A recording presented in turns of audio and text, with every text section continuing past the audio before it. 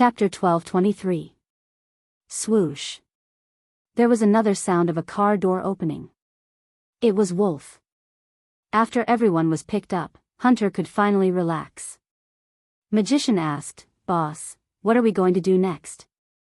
Show our faces at the market?" "There's no need."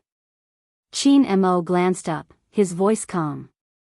"When I was talking to old Q just now, I had an unexpected gain." Unexpected gain? Prince was confused. What gain? Why didn't he know? Chin Mo glanced at Fatty's laptop, multitasking. The customers in the pavilion weren't just the two of us, there was another person. There was another person? Why didn't he see him? Chin Mo tapped on one of the messages. He would appear there at this time, but he didn't even come out. It must be him. Scorpion, all of Kwang's activities in the outside world are carried out by him, selling goods and purchasing guns. We were sitting in the pavilion for a long time, but he didn't appear. He should be observing us, Fatty. Yes. What's the situation on your side? Fatty removed his earpiece, a mischievous smile on his face. As expected, boss, the other party investigated you and Prince. All the traffic on my website came from him. What do you mean? Prince widened his eyes. They investigated me and boss? But on second thought, it was true that they would investigate. Prince hadn't expected their disguise to be so meticulous, but the other party hadn't let down their guard. Was this the difference between a country and a foreign country? If it hadn't been for his boss, one sentence would have been enough to make the other party raise their guns and keep them there. It seemed like he had to be more careful in his next actions. Fatty tapped on the keyboard and turned to Prince. It's easy to deal with this place, but Kwang's side isn't easy. Ordinary people wouldn't be able to see anything wrong with my website, but Kwang has a hacker under him. He might be able to see through it. Hence, we have to contact Scorpion as soon as possible and use him to break through the organization. Wait for him to contact us. In the end, Chin Mo was the one who decided the direction. Next, you just have to act your part as a rich second generation. Chin Mo closed his eyes after he finished speaking. Only then did they remember that ever since the troops had left, their boss hadn't rested for even a minute.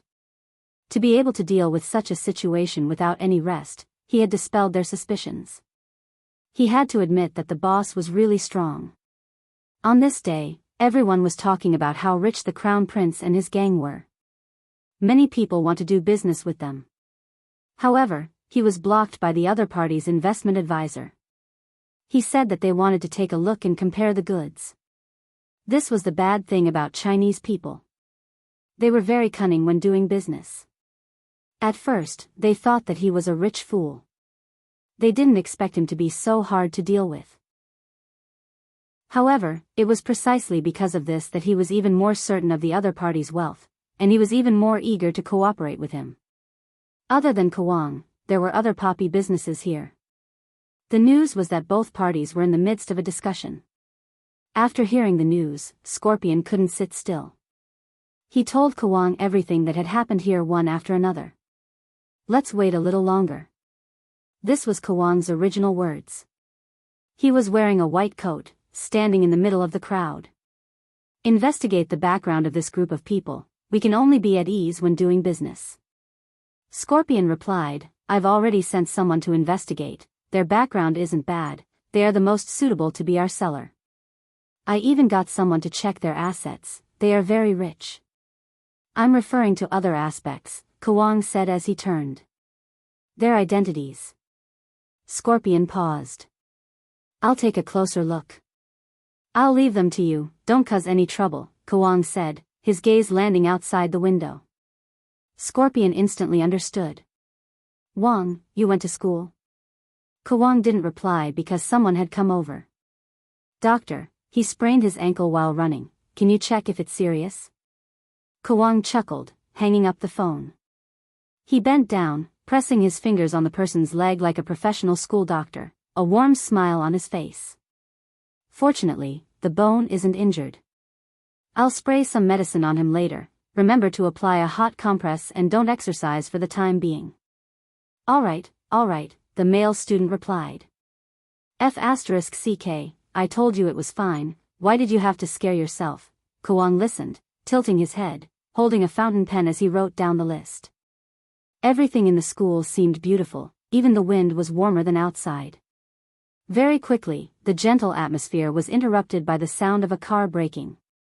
It was a pure black Lamborghini, stopping at the school gates. With a turn of the steering wheel, it disappeared from the guard's line of sight. The guard, who had just stood up, frowned. What was the meaning of this? He had assumed the other party was coming in. In reality, the car hadn't gone far. Bo-jio sat in the driver's seat, her Bluetooth headset blinking. This is the school? Hoshino's voice came through. Your location isn't wrong, I've already settled the admission procedures for you. This school isn't bad locally, it's normal for students to transfer in or temporarily stay here for a month before transferring out. It won't raise any suspicions, but I've done my research, this school is very normal. Other than a few comments on the internet, there aren't any obvious cases of bullying and there aren't any news of students wanting to commit suicide. All the information of the teachers is with me, it's a very normal recruitment process. Why did you set your eyes on this school? Bo-jio stopped the car, pressing her neck and turning it twice. It was a suave action. When she glanced up, her eyes were filled with darkness. I want to uncover part of the criminal records from back then. Some of the students were rescued and spent 2 years in the psychological rehabilitation center. During those 2 years, they were resting. How big of a coincidence do you think it would be for 4 of them to choose this school to continue their studies? It's such an ordinary school, the enrollment rate isn't high and the environment isn't ordinary either. It's hard to believe that it's so attractive. Hoshino typed a word before pausing, shifting the person who had interrupted his call. His faint smile paired with his pure-colored sweater made him seem as though he was living in a manga. From what you said, the other party seems a little difficult to deal with. Do you want me to fly over? It's fine. Bo-jio smiled. Just support me from the back. Hoshino glanced outside the floor-to-ceiling window. I'll wait for you here, there's still a week left. What? Bo-jio's thoughts were completely focused on the school. Hoshino carried the cat and placed it on his shoulder. He had always been gentle when facing Bo-jio. There's still a week before the Asian Cup. The people from Supreme Alliance are all waiting for you. Hey, Vice Captain over there, are you strengthening our enemy camp? Yu Cixin couldn't stand the fact that someone was ignoring him. He raised his voice with a lazy and mocking tone. Bo-jio heard him and arched a brow. Why is it him again? Hoshino smiled but didn't say anything. Bo-jio pouted. Why didn't you throw this young master out? I can't throw him. Hoshino walked to the side of the table, probably to get the cat to leave. Unfortunately, there were times when a certain cat wasn't cooperative. It was obvious that it followed its owner very well. Yu Cixin was very smart. He held onto the table and laughed. Are you bad-mouthing me? Bo-jio heard this sentence. She was frank, a devilish smile on her face. It seems like a certain gang is about to close down. If not, how could they tolerate the head of a family freeloading outside? I didn't like you in the past, but now. Yu Cixin paused. The sharpness in his eyes explained everything. Hoshino roughly understood that some people were born with incompatible auras, for example, these two. But very quickly, the other party hung up. When he turned back, the ruthless 10th sect, which was feared by the underworld, had a cold expression on his face. It was obvious that he had lost the argument. With a wave of his hand, his phone was destroyed. Hoshino sat there with a cup of coffee in his hand. He didn't care about the other party's actions. After all, he had already sent the message. If it was possible, he wanted to fly over. After all, there were too many uncertainties in the operation in the school. If he couldn't find anything, he would be even more worried. Of course, Bo-jio wouldn't come to this school without any preparations. No one could find the operation team. Young Master Tang could only provide her with such information. After discovering this phenomenon, the military had sent people to investigate in secret. Based on the information Bo Jiao received, there were 3 teachers who came from the military. But strangely, no matter who came, they couldn't find anything strange. Ever since she found out about the mission Qin Mo had taken in the past, Bo Jiao swore that she wouldn't let him fall into such a situation again. Since she was going to save him, she had to make things simpler. Little Blackie, find a place and wait for me. Don't forget to lock the door automatically. Bo Jiao reached out, lifted the black bag, and slammed it onto her shoulder. She pushed the car door open and walked towards the middle school that wasn't far away. This time, she didn't have silver hair. Instead, she had dyed her hair black. She looked like a clean little brother that people often saw in school. The school uniform here was different from the one in Jiang City. It was a very Chinese sportswear. But even so, the clothes didn't fall down on Bo Jiao. Instead, it made her look more refreshed. Bo Jiao's blue jacket was half open and she wore a white t-shirt inside. Bo Jiao appeared in front of the security guard. The security guard didn't stop her. He assumed it was a student who was late after the lunch break. But when did such a handsome boy appear in their school? The security guard was still questioning her when Bo Jiao walked towards the teacher's office. She had always trusted Hoshino's efficiency. It was a perfect identity. When the teacher from the teacher's office saw Bo Jiao, she glanced at the information on the computer. Then she lifted her head to look at the student. With this face, it was no wonder he had delayed his studies because of a girl. Even if you only stay here for a month, I hope you can integrate into our class. This year is very important to you. Also, our school forbids students from dating at such a young age. I want to make this clear to you first. I hope you won't make this mistake. Bo Jiao smiled. I'll listen to you. The teacher nodded. She closed the information in her hands. I'll bring you to the classroom. The students in the class were very curious about the new student. After all, it meant that they had a new toy. However, when some of them saw the young man standing on the stage, they put away their thoughts and exchanged glances with each other. She reached under the table and pressed her phone. Did you see him? He's so handsome. He has canine teeth when he smiles. It seems like he has a good family background. We got lucky. Should we cancel the prank game? We must cancel it. Pull him in and let him play with us. That's a good idea. The few girls smiled at each other. When they lifted their heads, the youngster had finished introducing herself. The young man had already finished his self-introduction with a smile on his face. There are 2 empty seats. Which one do you want to sit on? The teacher asked. Bo Jiao glanced up. Her gaze landed at the back. It was a place that every classroom had, the place where the broom and dustpan were. Similarly, many people weren't willing to sit there. Under normal circumstances, it would be empty. But in this classroom, it wasn't. Bo Jiao retracted her gaze. She grabbed her bag and walked over. There was a person sitting there. His shoulders were hunched and his figure was slightly out of shape. But that wasn't the reason why Bo Jiao stopped. It was because of the injury on her face. Even though it was covered by her hair, the injury was still visible. It wasn't obvious and others might not have noticed it. But Bo Jiao was too familiar with it. She placed her bag down with a thud. Even the teacher from the teaching department frowned, but she didn't say anything. On the other hand, the girls narrowed their eyes. Why is he sitting there?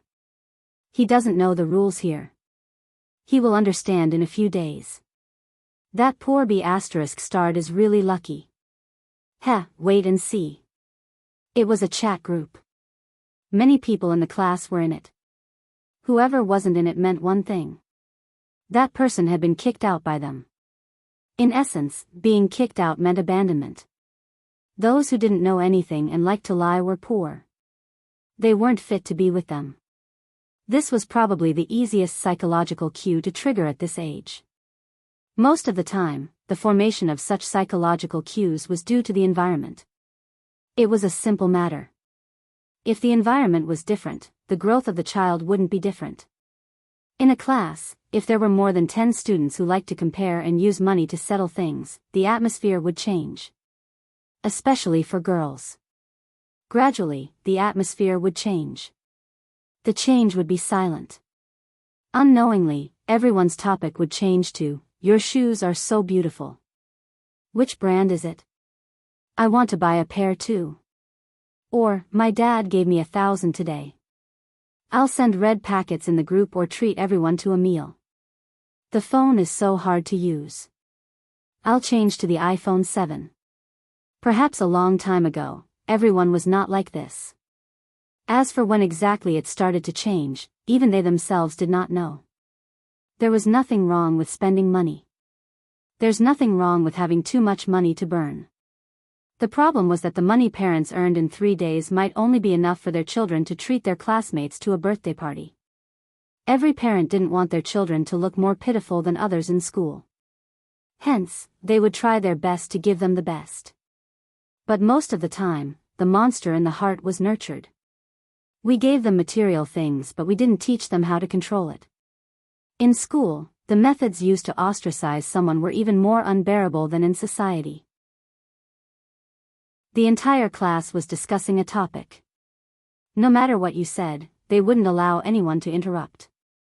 Regardless of whether they were pretty or not, the girls who liked to huddle would sit together during breaks or go to the washroom together. Bojo chose to sit at the back not only because she saw some problems but also because she could see the entire situation in the classroom. In just a minute's time, she could already tell who was in control of the class. That's right, it was control. Anyone who was observant would be able to see that the entire class revolved around the 5 girls. They loved to set the pace. The more they did so, the more attention would be focused on them. It was obvious that they enjoyed the attention. At the same time, Bojo could tell that there was something hidden in their eyes when they glanced over. Perhaps this was the difference between pretending to be a teacher and a student. When you are a teacher, you will never know what kind of undercurrents are surging in the classroom. Perhaps the plump girl had already felt it, which was why her expression changed. Bojo twirled the pen, her voice low. "Someone bullied you?" The girl turned her head and looked over, her eyes red. She hesitated for a moment but didn't say anything. Instead, she pulled the wooden chair out. Even her back was slightly hunched as she walked out. As soon as she went out, the other girls followed her out. Bojo placed the carbon pen down. Before she could put on her jacket, she had already disappeared from her seat. Bang! One of the girls reached out and pulled her into the washroom. She looked down. "What's wrong with you? Did you get to know a new classmate?" The man shivered as if he was very afraid and shook his head. "Softer, you'll attract the teacher's attention." Another girl lowered her voice. "But the transfer student today is really handsome. Why would he come to our school? What's so strange about that? Most importantly, this person should stay away from the handsome guy, understand?"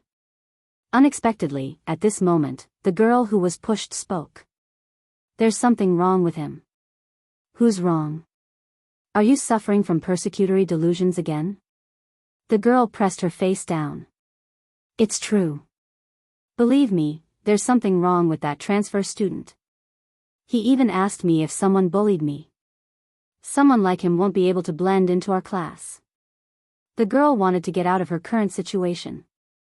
If someone else had appeared, she wouldn't have to suffer such treatment. From the looks of it, the transfer student was her best chance. The girls glanced at each other. "Is he another infiltrator?" "That's not possible. Wang told us to be careful of the teachers but the students.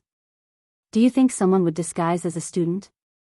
Besides, he looks to be the same age as us. But how are we going to explain what he heard? He's like this every day. He just wants people to know that he's being bullied." "It's normal for a transfer student to ask about it." One of the girls laughed. "You guys don't understand her tricks, but I do. I was fooled by her previously. She said that her family is rich and so on and so forth. She even called others to ostracize me. Luckily, she was exposed in the end. Her family is just an ordinary worker and she still dares to pretend in front of me. How can she be more noble than me? Tell me. Peng, another sound rang out. Don't think about finding someone to replace you. That's right. In the past, I thought she was rich and used that to order us to do this and that. Now, you have nothing to say. I'm warning you, don't think too much. If you don't know your place, I'll push you into the toilet. As the fat girl quieted down, the conversation gradually disappeared. Less than a minute had passed. The girls walked out, chatting and laughing.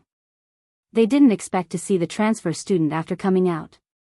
He was still as handsome as ever. When he raised his eyebrows, there was even a hint of evil in it. They blushed. Bojo stuffed a hand into her pocket and glanced over. She wasn't looking at the girls but the person at the back. So that was it. The people in this school. None of them were as innocent as the outside world. Hence, no matter who came, they wouldn't be able to find anything. It wasn't that there weren't people who had been bullied. Instead, the people who had bullied others before. The more they were in this state, the darker their hearts were. They had already become one with these people long ago. There was no saving them. Bojo retracted her gaze. Her thin lips curved upwards, carrying a hint of indifference. This was probably the biggest difference between her and the Almighty. The environment was definitely a factor that affected people. But Bojo always believed in one thing. The good and evil in human nature were determined from the start. In her heart, some people weren't worth saving. Just now, she had been too anxious and wanted to find a breakthrough point. Next. She couldn't reveal anything else. That Wang was the person she was looking for. She looked around. These people weren't the Kawang who could give people hypnosis. Although Hoshino hadn't found any information. But Bojo was an internet user. Basically, everyone knew that the more attention a person wanted on the internet, the more ordinary they were in reality. Moreover, the Wang they were talking about wouldn't be Kawang. The so-called Wang was just chosen by Kawang. Chapter 12:24. Bojo took a step forward naturally. She stuffed her hands into her pockets. Excuse me. Her words were directed at the few girls. The colder she was, the more attractive she was. Moreover, Bojo didn't seem to have any intention of stopping. Her back view was slightly arrogant. He's really handsome. Someone couldn't help but speak up. She turned towards the fat girl. What did you say just now? Is there something wrong with him caring about you? He didn't even look at you, all right? Don't bother about him. Go and ask if anyone knows where he transferred from and if he has a girlfriend. At this age, it seemed like everything else would be thrown to the back of her mind. She would only have fantasies about handsome young men. Everyone had a young heart, even these girls. Very quickly, Bojo became the target of many people's curiosity. She was so popular that when she didn't have a textbook, the people in front of her would turn to ask her if she could borrow a textbook. As for her desk mate, the fat girl from before, her textbook seemed to have been hidden by someone. During the lesson, she was called out by the teacher. Sun Jianing, where's your textbook? The fat girl lowered her head. Her voice was soft. I forgot that I have a lesson today. The teacher frowned. This wasn't the first time that the other party didn't have a textbook in class. The teacher was very responsible. He walked towards her. Sun Jianing, tell the truth. Did someone purposely take your textbook away? The teachers weren't stupid. They were aware of certain things. Bojo sat at the side. She supported her chin. The moment the teacher spoke, the atmosphere in the classroom seemed to freeze, and all sound stopped abruptly. One had to know that some teachers wouldn't bring these issues up to the table to talk about. But this time, the teacher made it clear. The few girls in front turned. Their gazes landed on Sun Jianing. The darkness in their eyes made her lower her head. She continued, "No, teacher, I really forgot that I have a lesson today." After the teacher heard this answer, he didn't know what to say. He sighed and asked the student in front of him to give him a book. There were some things that he couldn't do in every aspect. It was one thing for a student to have a problem, but he couldn't possibly find the problem himself. Moreover, the people in the office also told him not to get involved in this kind of thing. They couldn't do anything about it. This was proven by Sun Jianing. This girl had a bad temper in front of her parents. Once she came to school, her whole person changed. She never said anything about what happened. If she didn't point out someone, the teacher wouldn't be able to intervene in the students' private affairs. The simplest reason was that they couldn't control who was playing with whom. Seeing Sun Jianing sit down obediently, the girls over there laughed, and the classroom returned to its original state. The original textbook was hung outside the window.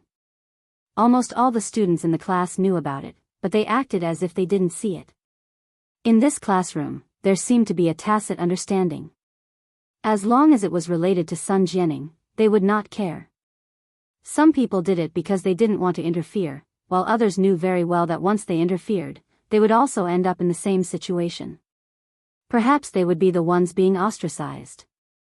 There was nothing wrong with people choosing to protect themselves. However, the self-protection in this classroom seemed to have changed. Because they were happy to have such a punching bag. Sometimes, a person's words could lie, but those micro-expressions would never lie. They were happy with the current situation. Some of them even gloated when Lu Jianing stood up. Hence, the problem wasn't with the girls. Instead, the entire classroom had become like this. That was the biggest abnormality. The atmosphere was something that was created by people. Bojiu felt that there was an invisible pair of hands moving these people. It didn't need to use much strength, it just needed to amplify a little. Who could it be? Bojiu seemed nonchalant, but her eyes were constantly sizing up every student in the classroom. Those few girls were the first to be excluded. As for the others, Bojiu's gaze swept past them. Suddenly, her gaze stopped on another empty seat. There was still someone who wasn't here. Bojiu's fingers tapped on the table subconsciously. This was usually an action she would do when she was thinking. She had a feeling. The few people who had been hypnotized had all transferred here. However, every single one of them was like an ordinary student. They hadn't been in the limelight and hadn't been ostracized. Yet, they just sat there. When he heard about this, the corners of his mouth were clearly rising. They were enjoying it. If King wasn't alone. Instead, he was a small group. Bojiu's fingers suddenly paused. Once again, she turned to look at those few people. Even if the military came to investigate, due to their age, there wasn't any obvious violation of the rules. In fact, it could even be considered as a dutiful job. In that case, the information they found would always be superficial.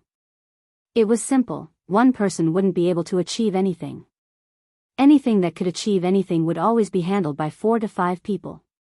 There must be something she hadn't come into contact with. What exactly was it? Why? Bojiu was still deep in thought when a voice asked, "Why?" It was Sun Jianing. Her eyes were dark as she glanced at Bojiu. "Didn't you ask if I was bullied? Why are you acting as though you didn't see anything today? Is it fun to pretend to be concerned?" If one listened carefully, there was hatred in her tone.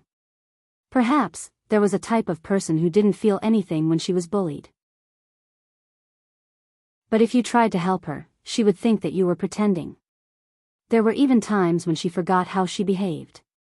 Selfish and greedy. Bojiu leaned back, her voice calm. "It's fun." "What?" Sun Jianing's eyes lit up. The people sitting in front heard their conversation. The few girls glanced at each other, completely at ease. How could such a person be a police spy? According to King, someone had written a letter saying that there was a bullying incident in their school. Hence, the police would be conducting a secret investigation. They were told not to be too obvious and that there would be a good thing in the next few days.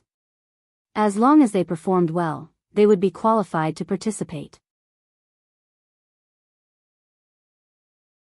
Chapter 12:25.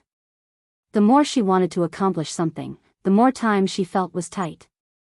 But Bojio's face didn't seem like she was in a hurry, especially when she held her bag with one hand and stood up from her seat. Her nose was tilted to the side, and her tall and straight nose was slightly cold, drawing attention to her appearance. "Hi." Someone walked over. Bojio recognized her. It was the leader of the group. "Do you want to join our group?"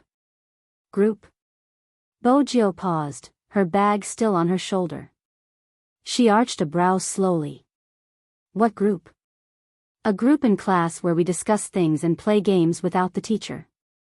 Bojio's eyes darkened, turning a beautiful black. "It sounds interesting."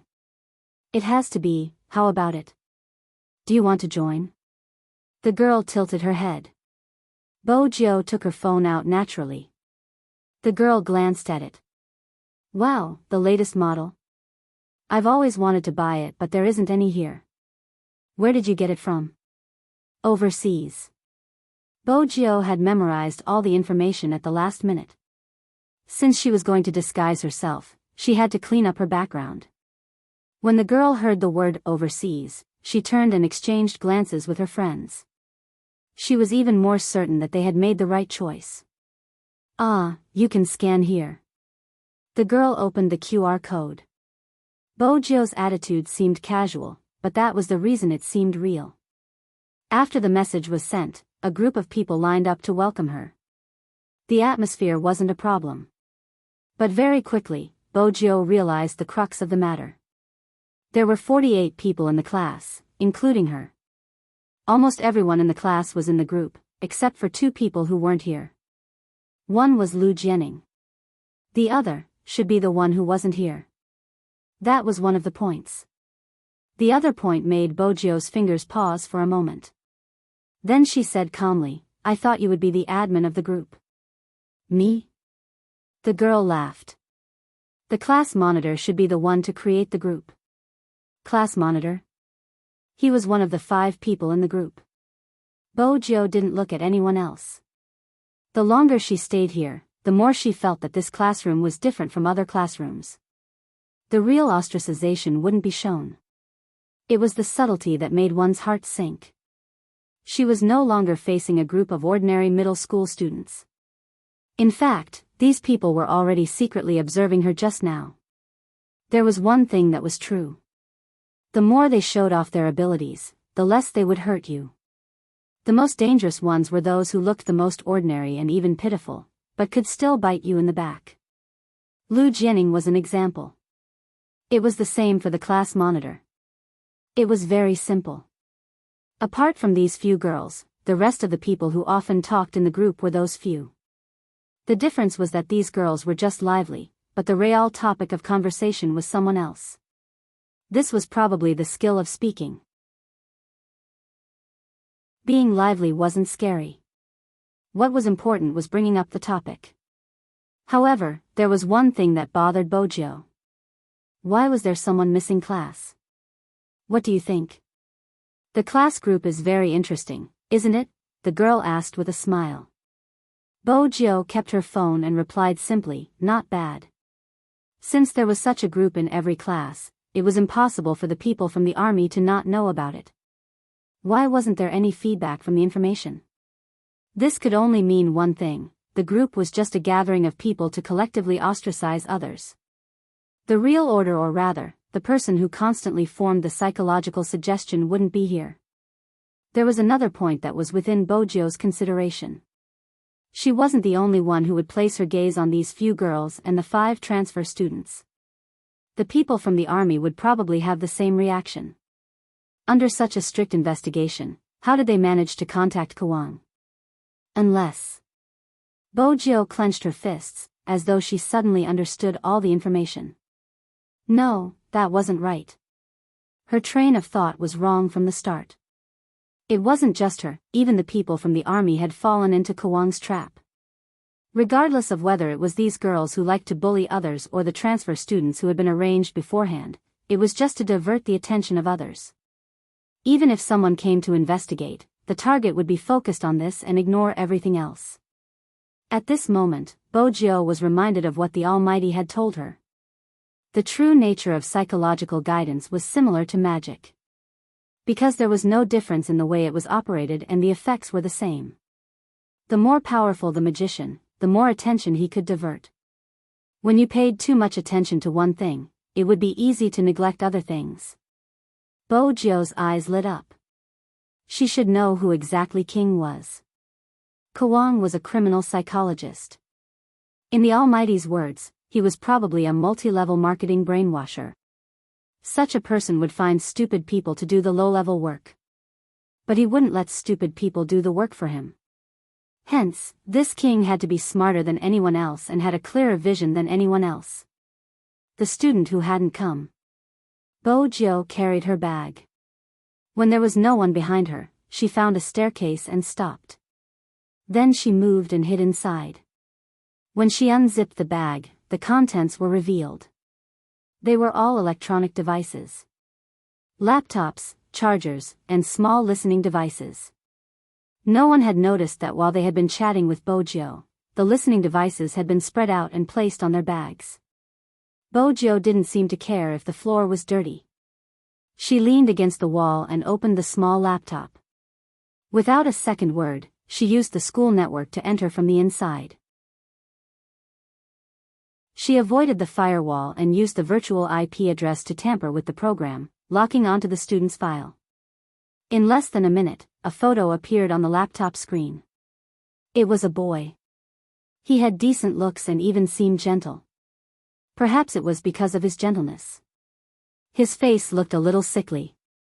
From the information, he seemed to come from a wealthy family. But the reason for the long leave was very vague. Bojo glanced at the description. Poor health? What else? Bojo was just about to pull the preview down when the screen stopped. Suddenly, the sound of footsteps could be heard from the other side. Bojo's fingers paused. The figure was getting closer and closer. When it was right in front of her, the white coat fluttered with the wind, carrying a faint smell of formalin. Chapter 12:26. Bojo stilled. The man bent down, a smile on his face. Why are you hiding in such a place? Bojo tilted her head. She seemed to be trying to cover the screen. The man lowered his gaze, a dangerous glint flashing past his eyes. When his gaze landed on the screen, the dangerous glint disappeared. Seems like you are an internet addict. Bojo was like a student who had been caught playing secretly by her teacher. When she stood up, her laptop was placed at the side. Her earphones fell from her movements and the game sound was blasted from the computer. At this moment, Bojo finally saw the man's attire. He was wearing a sweater underneath his white coat. He looked refined and coupled with his gold-rimmed glasses, it was easy to let one's guard down. The man watched as the youngster sized him up. He smiled. Don't worry, I'm just a school doctor. I'm not like your teacher who would care about your gaming. But there's a form you have to fill in. Every student has to submit a medical report. Since you transferred here at this time, you have to have one too. Let's go, follow me to the infirmary. Bojo wasn't completely cooperative. Teacher, school has ended. I have time to fill it up after school. The school doctor walked forward. Bojo's thin lips twitched. She reached out to grab her backpack and threw it behind her back. At this moment, she was like a hedonistic son of a rich family. There was even a hint of mischievousness in her. Bojo did this because it wasn't easy to find her in this place. In a school like this, she had to be on her toes at all times. Even Bojo didn't know why. Even though the weather was bright and sunny, whenever she was in the school, she would feel that the atmosphere wasn't right. The atmosphere wasn't something that could be seen at a glance. It was a subtle change in the details. Or perhaps, Lu Jianning's incident had given her a wake-up call. At the same time, Bojio felt a certain amount of pressure. Hence, Bojio didn't let her guard down against anyone. When she lowered her lids, her fingers moved. Her left hand, which was in her pocket, was holding onto a USB stick. Other than the USB stick, there was also the mini listening device. In reality, the first thing Bojio noticed wasn't the sound of footsteps. Instead, he smelled something in the air. She seemed to have smelled it somewhere before, but she couldn't remember where she had smelled it from. If it hadn't been Bojio, someone else wouldn't have been able to clean up all traces in such a short period of time. Moreover, they would still be able to look as though nothing had happened. At this hour, there weren't many people in the infirmary. Only a few students who lived on campus were getting their medicine. Take a seat. As the school doctor spoke, he took out a pen from the pocket of his white coat. This is the information. Fill it up first and do a basic physical examination later. Physical examination? Bojio paused. With her current situation, if she went for a medical examination, everything would be exposed. She couldn't do the physical examination. Bojio placed both hands on the table and leaned forward. Sir, you didn't mention anything about a medical examination. I don't want to do it. Besides, I don't have any medical history, it's all written in my file. The school doctor pushed his spectacles, his gaze deepening. Then he smiled. You can skip the physical examination, but you have to fill up the rest of the information. I'm in charge of the psychological counseling for all the students. Other than knowing your physical condition, I have to know your current condition. This is a requirement of the school. If you don't fill it up, I'll call your parents over tomorrow for a chat. That's really strict. Bojio was unwilling. The school doctor's lips lifted. From his perspective, there was a problem with the transfer at this time. If there was really a problem, he would definitely get rid of her. But from the looks of it, there was still a need to observe. At least, she looked like a young master who didn't like school. Why did you transfer at this time? It's almost the end of the year exams, aren't you afraid of affecting your studies? He asked casually. Bojio replied lazily, my family arranged it for me. They probably think that I'm far away from the school and would settle any mistakes I make, heh. The school doctor pushed his spectacles up the bridge of his nose. After that, he didn't have any more questions. For a moment, there was only the sound of scribbling in the infirmary. That sound made Bojio feel sleepy.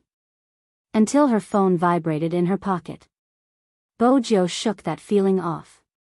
She swiped her fingers across the screen and glanced up. Sir, if there's nothing else, I'll be leaving first. I have an appointment with a classmate. You've just arrived and you're already acquainted with a new classmate. It seems like there won't be any problems. The school doctor placed his pen down.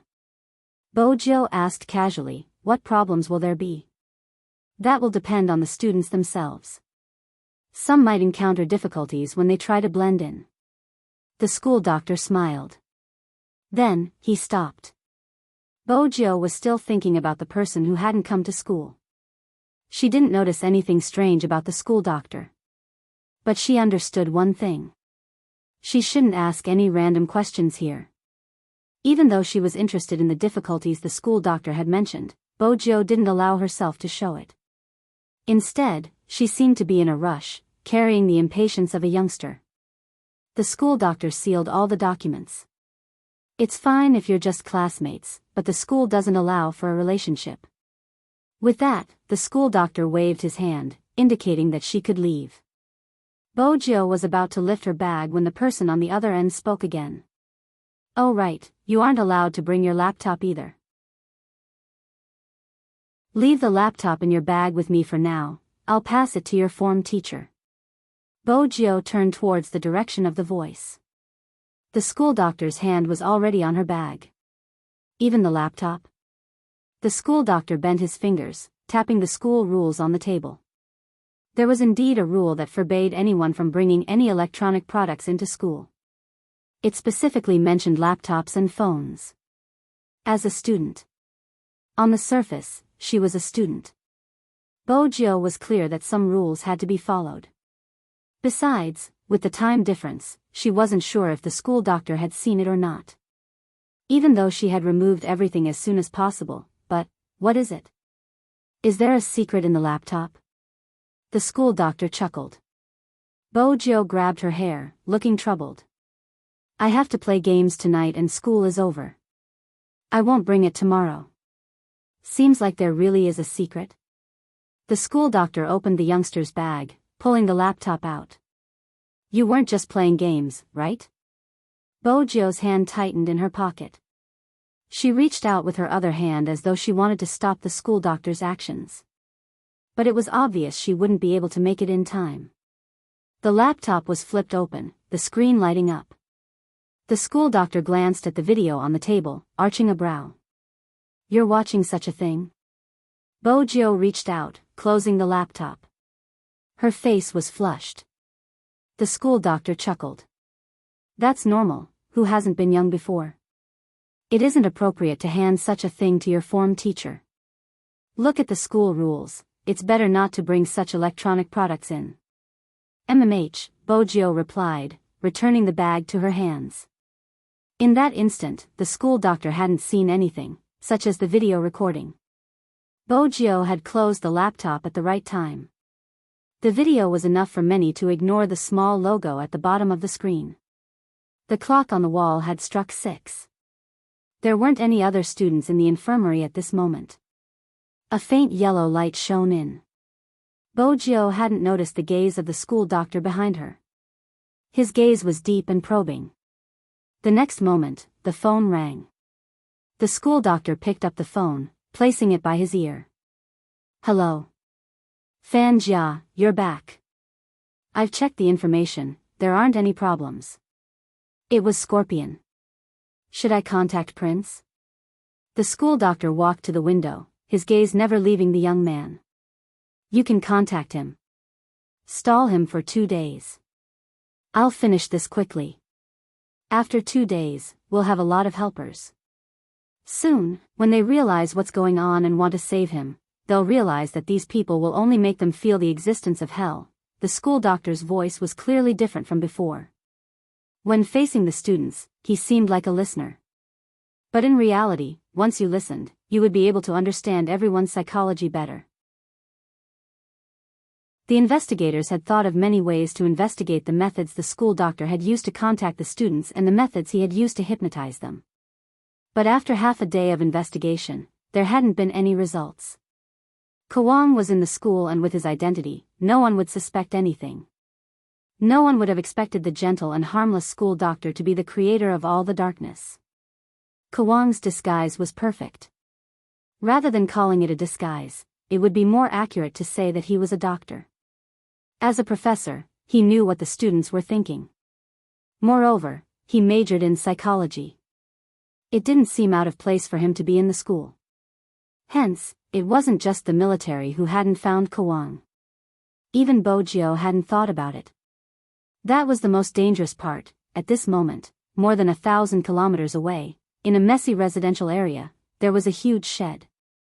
Occasionally, there would be a few people holding onto semi-automatic assault rifles, patrolling the area. Inside the shed, there were all kinds of gambling games, and the tables for each game were surrounded by gamblers. The gamblers present were all shouting the numbers they wanted, hoping that they could win a lot here. But the most eye-catching thing wasn't the chips on the table, it was the smell of smoke. Are you sure this is the place they arranged to meet? Prince, who had been pretending to be a nouveau riche, turned to ask Hunter. Hunter tilted his head. They contacted Boss, the firearms seller is the middleman. What do you think? Prince lowered his voice. This is no different from being trapped in a wolf's den. Why would Boss agree? Even if he agreed, he should have prepared some weapons. Why do you think he asked you to wear this outfit? Hunter shifted, his bodyguard positioning was perfect. Prince asked, isn't Boss trying to make it obvious that I'm rich? Right here, among so many people, he was the only one who was wearing a large leather coat. His clothes were all made of metal, and the sound of metal clanking could be heard. But very quickly, Prince realized he might not be able to wear the leather outfit because there was a detection door installed at the entrance of the casino. No metallic items could be brought into the casino, and anyone who wanted to enter had to go through the detection door. Hence, other than the drug bandits, no one else was allowed to bring weapons into the casino, not even a nail clipper. A hint of nervousness flashed past Prince's eyes when he saw the door. He couldn't help but glance at the person beside him. The devil was indeed a devil. No matter what he saw, he could remain calm and his aura was strong. He only said one sentence to Prince, "Don't bother, let's go."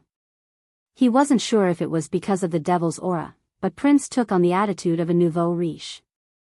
His eyes seemed to grow on top of his head as he walked forward. "Sir, you can't enter like this."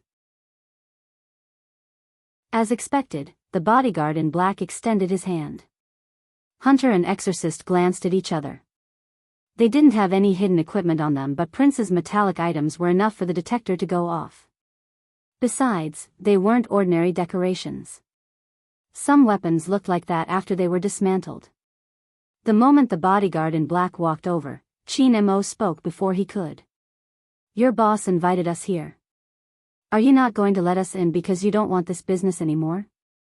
When the bodyguard in black heard this, he stopped in his tracks. In fact, forget about the reaction of the bodyguards in black. Even if the boss of the other party was here, he would probably be shocked by his boss's aura. The bodyguard in black hesitated. "Hold on." With that, he turned and spoke into the Bluetooth earpiece. Very quickly, he walked back. "It's a misunderstanding. Boss has been waiting for you for a long time.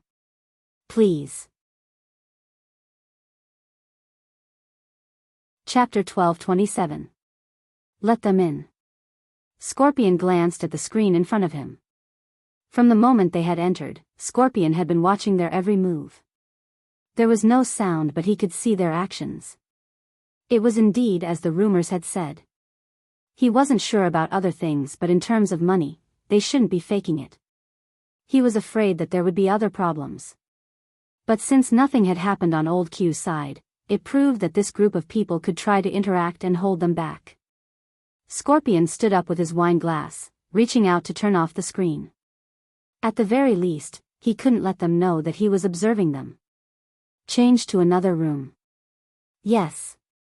The people standing at the side were all carrying long guns. Gun ownership was legal in Country T. Moreover, in such a place, no one would care. But recently, Country T had been putting in more effort to deal with drugs. That was why Scorpion wanted to clear the goods in his hands as soon as possible. It was easy in Country T, as long as there were enough profits, there would be people who would give them convenience. The difficult part was the exit. Even though they had many overseas markets, their biggest market was China.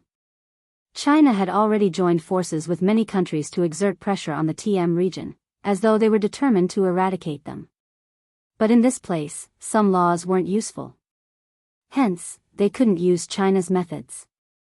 They were worried that the other party would try to get information out of them. They weren't afraid because no one could find them in the Golden Triangle. Even this place was just a distribution point. They could use this distribution point to test the other party, to see if they really had the money and connections to do business or if they had other motives. Scorpion seemed to be in charge of everything, but in reality, every step he took was an order from Kawang. With such a huge lineup, even Old Q had thought that Kawang would come. That was what he had told Prince and the rest. Even though Crown Prince looked a little dumb, he was actually very vigilant in this aspect. Before coming, he had asked his boss what he would do if he saw Kawang. But his boss had only replied, "He won't be here, today was just a test." Prince hadn't understood at the time, but now that he saw Scorpion welcoming them, he understood everything. On the other side, Scorpion was dressed in black and had a tattoo on his face. When he looked over, his gaze carried a darkness that was different from that of an ordinary person. "Sit," Scorpion said in the local language, a glass of wine in his hand, his aura menacing. Prince wasn't inferior, he sat down and went straight to the point. "Tell me, how many goods do you have?" "I want all of them." After listening to the translator, Scorpion leaned back. "We do have a lot of goods, but the current situation is that China's control is very strict. I have a lot of connections that I can't use, and we can't even get through the customs. Our people can't just take out the goods casually, and it's impossible to estimate how much we have. Old Q should have told you that we have a special plantation base, and the quantity is easy to handle, but how can you guarantee that you can enter the border? Old Q should have told you about the goods. In order to feign ignorance, Crown Prince waited for the translator to finish before replying, "Of course we have our own ways." Scorpion raised an eyebrow. "I want to know the specifics." Specifics? Prince's fingers paused, but he didn't speak. After all, ever since he came in, his every move had been planned by his boss. If Prince were to explain in detail how to avoid the customs, he wouldn't be able to. On the other side, Scorpion was still looking at him. Seeing that he did not reply immediately, his eyes gradually narrowed. Prince knew very well what those gazes were. Guesses, suspicions, and even danger. His hand tightened on the handle of the chair. The surrounding air turned cold as well. His heartbeat also changed accordingly. The people standing at the side were all armed with guns, and they were all looking over. The atmosphere was extremely tense. Scorpion was about to ask another question. Qin Mo, who was standing at the side, said casually, "The specific method will affect the interests of some people. Our boss has connections with the customs. It's not just the customs, we also have connections with other places. This is the most important aspect of doing business in China. We can't guarantee that every batch of goods will pass, but we will be able to hear the news. How can the checks not be strict? The reason our business is so big is also because of our connections." Qin Mo's words were very realistic. In less than a second, Scorpion's expression clearly changed after listening to the story. All these years, he had been trying to build his own connections in China. But later on, he realized that he needed a background to achieve that. At this point, everything was clear. It seemed like they weren't just rich, they were probably from an old family in China. Previously, when they were at Old Q's place, he had heard their conversation. The person in the leather trench coat was just a rich second-generation heir. The real decision-maker was the investment consultant. At that time, he hadn't understood why such a capable person would be willing to work for a rich second-generation heir. But now, everything was clear. It was because of his family background. Scorpion raised his hand and pressed it down. Prince knew that the deal was almost ruined. It wasn't just ruined, Scorpion's suspicions towards them had reached a certain level. Only, under such circumstances, his boss was able to resolve all their suspicions with one sentence. Qin Mo hadn't finished his sentence.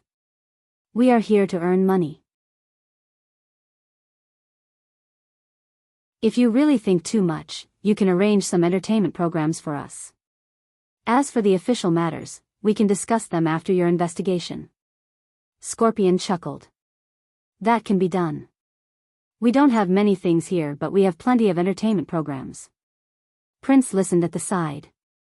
He didn't understand why his boss had brought up this topic and even mentioned entertainment programs. But deep down, he knew that it was directly related to the change in the situation. Magician and Hunter had been on many overseas missions. It was just that during this kind of mission, the other party had never found a beautiful woman to accompany them. The most important thing was that boss actually picked one out of the bunch. His lips curled into a faint smile. "The rest are yours." The girl who was chosen felt her heart almost jumping out of her chest. She had never seen such a charismatic man. This time, she was really lucky. Whether it was Hunter or Prince, they couldn't accept the fact that their boss had chosen a girl just like that. Under normal circumstances, their boss would reject all women. Chapter 12:28. Qin Mo had done this. It was to avoid meeting Fan Jia face to face. Even though he had put on a disguise, if one took a closer look, they would still be able to see traces. The best way was to prevent her from seeing him at a close distance. He might even disappear from the surveillance cameras in the lobby. From the moment he entered, he knew there were cameras everywhere. Even though he seemed to be walking casually, he had never been caught in front of a camera. This time, there was an extra person blocking the camera. Prince was still in a daze when he saw Fan Jia. Magician's gaze changed when he saw Fan Jia walking in. Fan Jia hadn't seen them in Jiang City. However, they knew which cases were committed by this person. She hid in the university and used the internet to cover up the truth. If boss hadn't locked onto her, even now, Jiang City wouldn't have peace. That was the first time Magician understood how unfathomable a person's heart was. Fan Jia seemed to be able to brainwash people.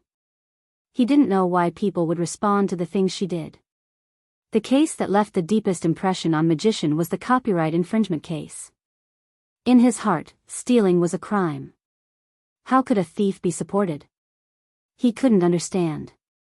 But such things and such people existed in this world.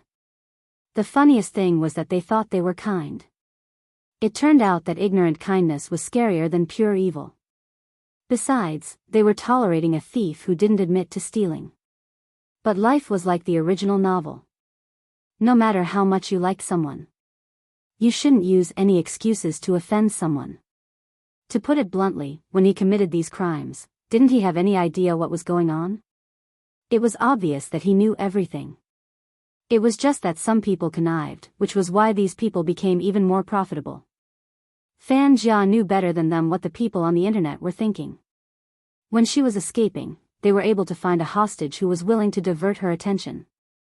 They rarely failed their missions. Ever since they encountered this organization, they had to think a lot about every step they took. This was because this organization knew where to start and what methods to use to suppress their actions. Regardless of what happened, they couldn't lay their hands on ordinary citizens, even if their hearts were black. Magician clenched his fists, worried that Fan Jia would recognize him. Moreover, he didn't know why, but there was a faint sense of unease in his heart.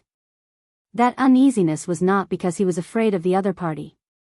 But he was afraid that everything would repeat itself. She was still dressed like that. Some people seemed to be like that. No matter what they did, they wouldn't feel guilty. They would blame everything on someone else and still think that they were innocent. Therefore, she didn't change her appearance. She still looked like a student. As soon as she walked in, many gamblers stopped what they were doing. However, they recognized Fan Jia.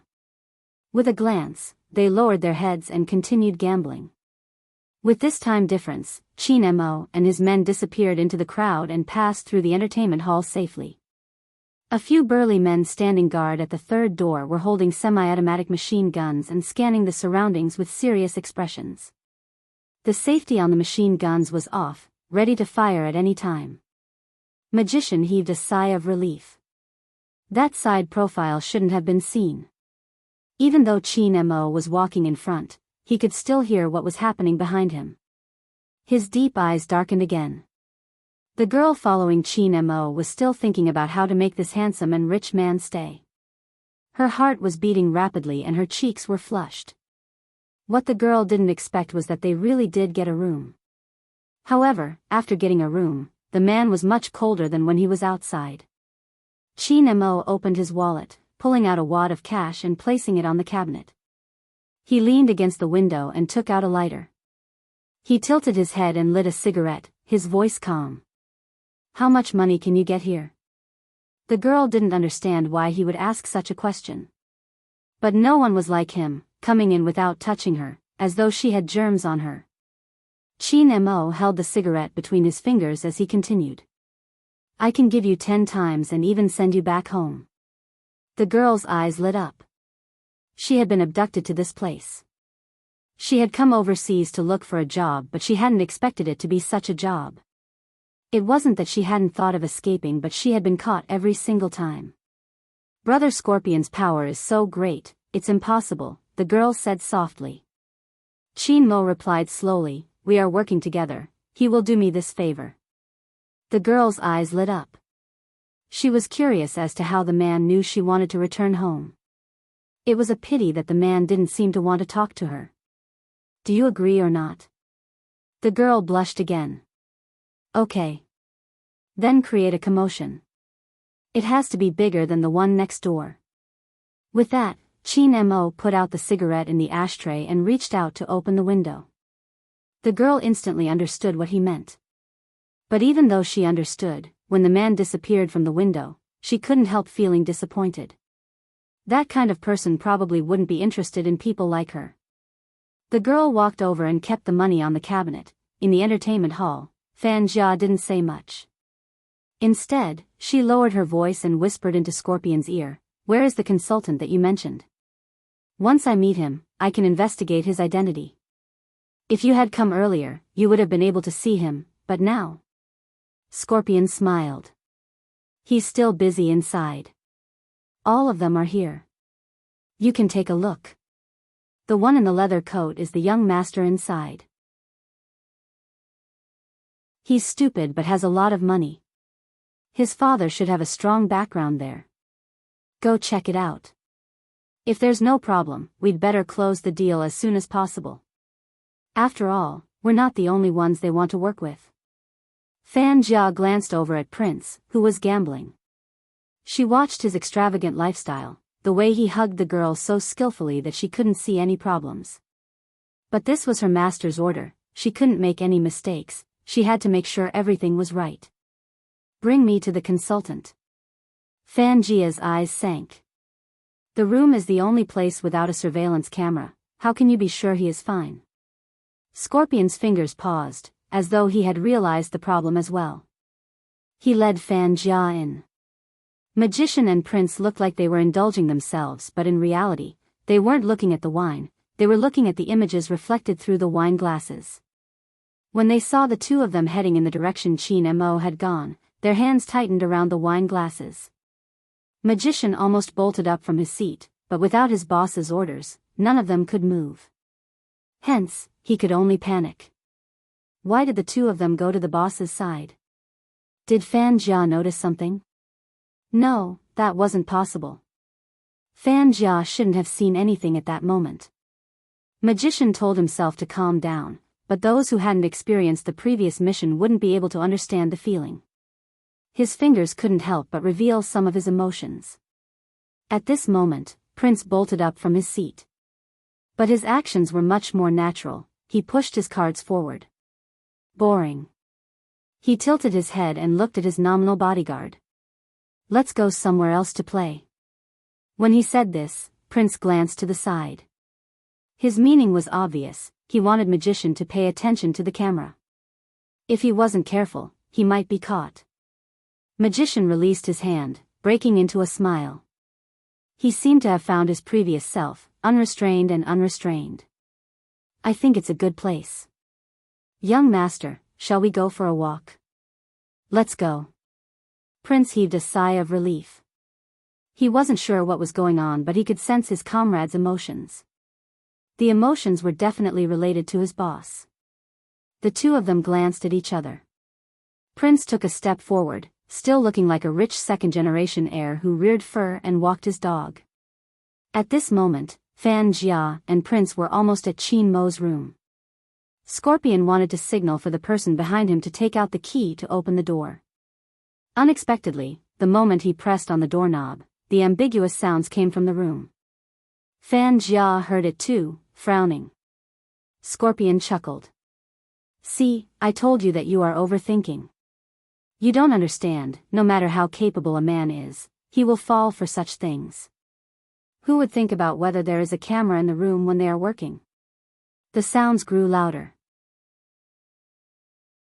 It was this sound that dispelled most of Fan Jia's suspicions. Someone so obsessed with women didn't seem like someone sent by China. Just as this thought settled in her mind, someone walked over. More people walked over. It was Prince and the rest.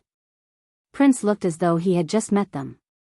Then he smiled like a rich man. "Boss Poison, what are you going to do?"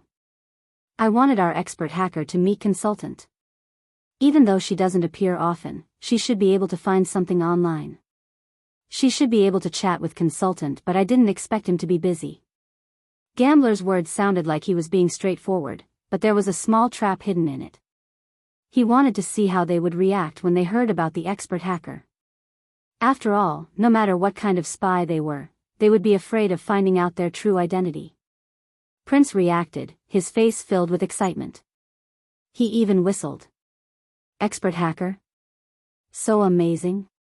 Like 007? When are you going to show me?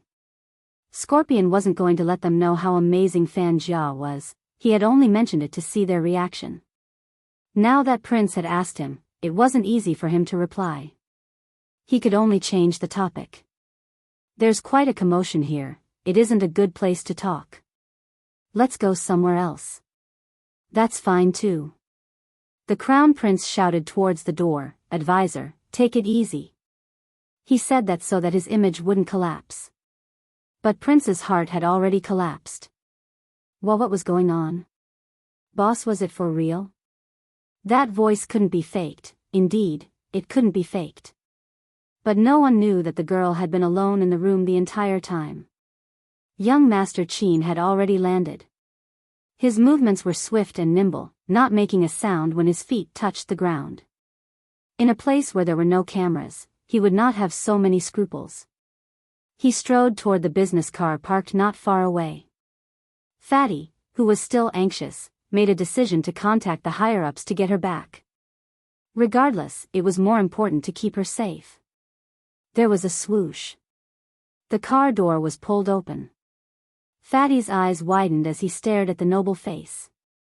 He couldn't help but ask, Boss, why are you here? Is it strange that I'm here? Qin Mo's voice didn't change at all. Fatty opened his mouth, wanting to ask how it wasn't strange. Shouldn't you be in the room? But when he glanced at his boss's aura, he didn't have the courage to ask. Qin Mo sat down, tilting his head towards the commotion outside the car window. From now on, stop all intrusions to prevent them from noticing anything. Go in and ask them to come out, it's time for them to have a taste of the cold. Yes, Fatty replied before alighting. Qin Mo dialed a string of numbers. He didn't call Bojo, instead, he called the old general. Besides talking about the progress, he was calling the old general because he couldn't control himself anymore. He missed her and knew that if he called her, she would be able to find out where he was. Fan Jia's appearance reminded Qin Mo of the last time he closed his eyes. She had been wearing a mask, floating on the surface of the water, on her last breath. Qin Mo's fingers tightened, unable to adjust his emotions. Right now, he just wanted to know about her. Qin Mo had never felt such a long phone call. Until a voice came from the other end. Hello. Qin Mo opened his eyes, his voice faintly. Fan Jia is here, Fatty's skills won't be able to fool her. Get someone to send Prince's photo and news to prove that he is a rich second-generation heir. I'll get someone to do it immediately. The old general's expression was solemn. This was a critical period and he was afraid of missing out on a call from Qin Mo. It was best if they didn't contact him when he was out for an overseas mission.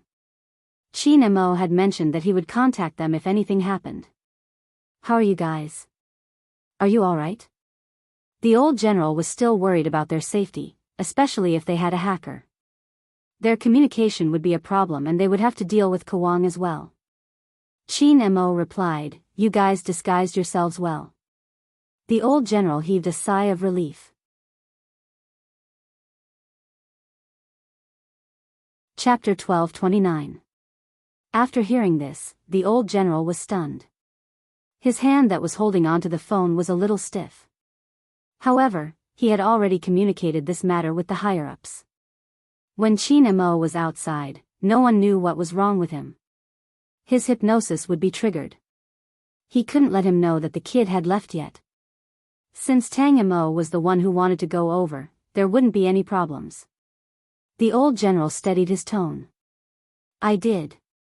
Where did you find him? He's so smart that it's hard to fool him. How did you reply? Qin Mo was still looking out of the window, analyzing the situation.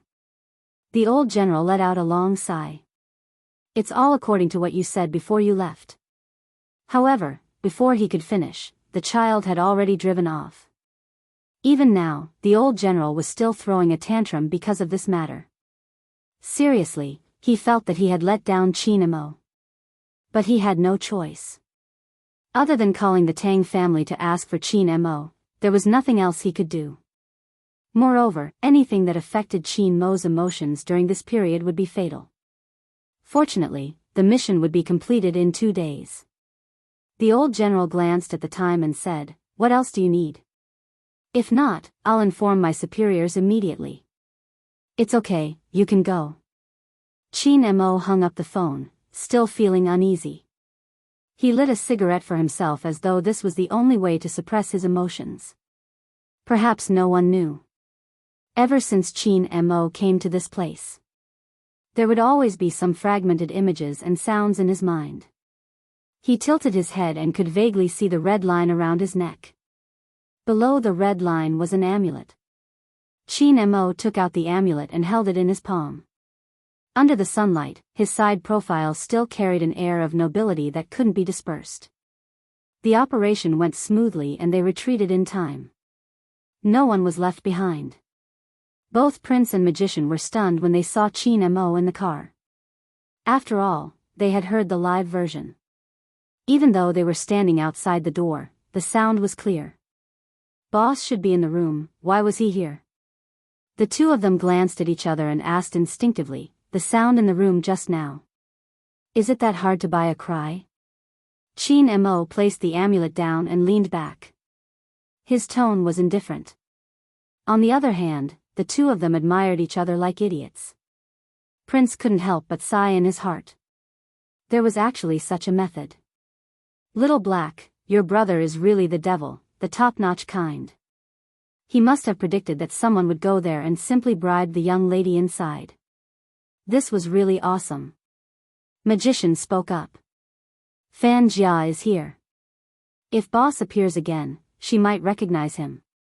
Hearing this, the atmosphere in the car fell into a moment of silence. After all, they could have caught this person back then, but because of a hostage, they kept the hidden danger until now. Prince didn't know what had happened.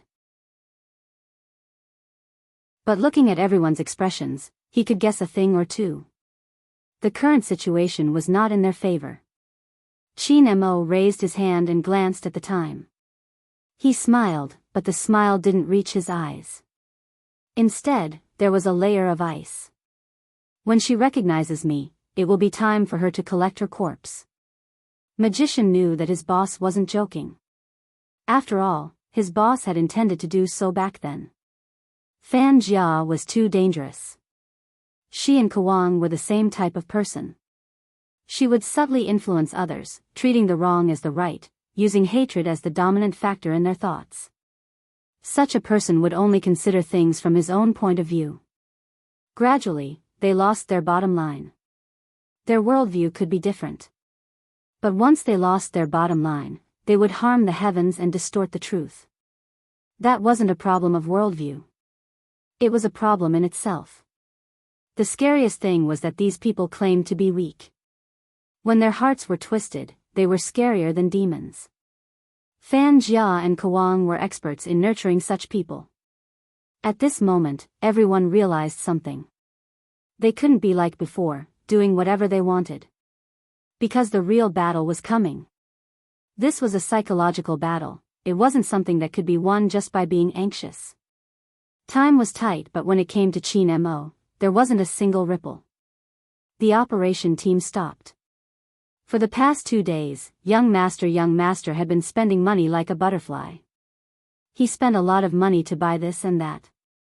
Now that he suddenly stopped, his hands were itching. The moment this thought entered his mind, his boss's phone rang. The caller ID showed that it was Scorpion. Qin Mo sat there, looking at the screen indifferently. It lit up for a while before dimming. This was the second one. Prince didn't understand what his boss was thinking. After all, everything they had done for the past 2 days was to get Scorpion to work with them. Now that Scorpion had taken the initiative, his boss still didn't seem anxious. If he was really worried about being recognized, he could have just sent him. Did his boss have other plans? That was what Prince thought. After less than half an hour, Qin Mo reached for the phone on the table and called back. His tone was calm and indifferent. "I'm sorry, Boss Scorpion. I was discussing the price with someone and switched my phone to silent mode. What's the matter? Prince glanced at the glass of red wine and the assembled sniper rifle. He was impressed by his boss's imposing manner even when he was lying. It was obvious how black-bellied he was. Scorpion believed Shin Mo completely because his spies had told him that after this group of people became the main tank, they didn't just want to work with them. That was what worried Scorpion the most. He smiled and said, I've already told my boss what the consultant said last time, but he hasn't replied yet. As for the consultant, I hope he won't be unable to get through. Scorpion was a deep thinker and thought about many things. With the cold weather, Scorpion started to worry that this batch of business would be snatched away. Hence, he didn't pay much attention to Shin Mo's identity anymore. Shin Mo still didn't show much enthusiasm. Scorpion hung up the phone.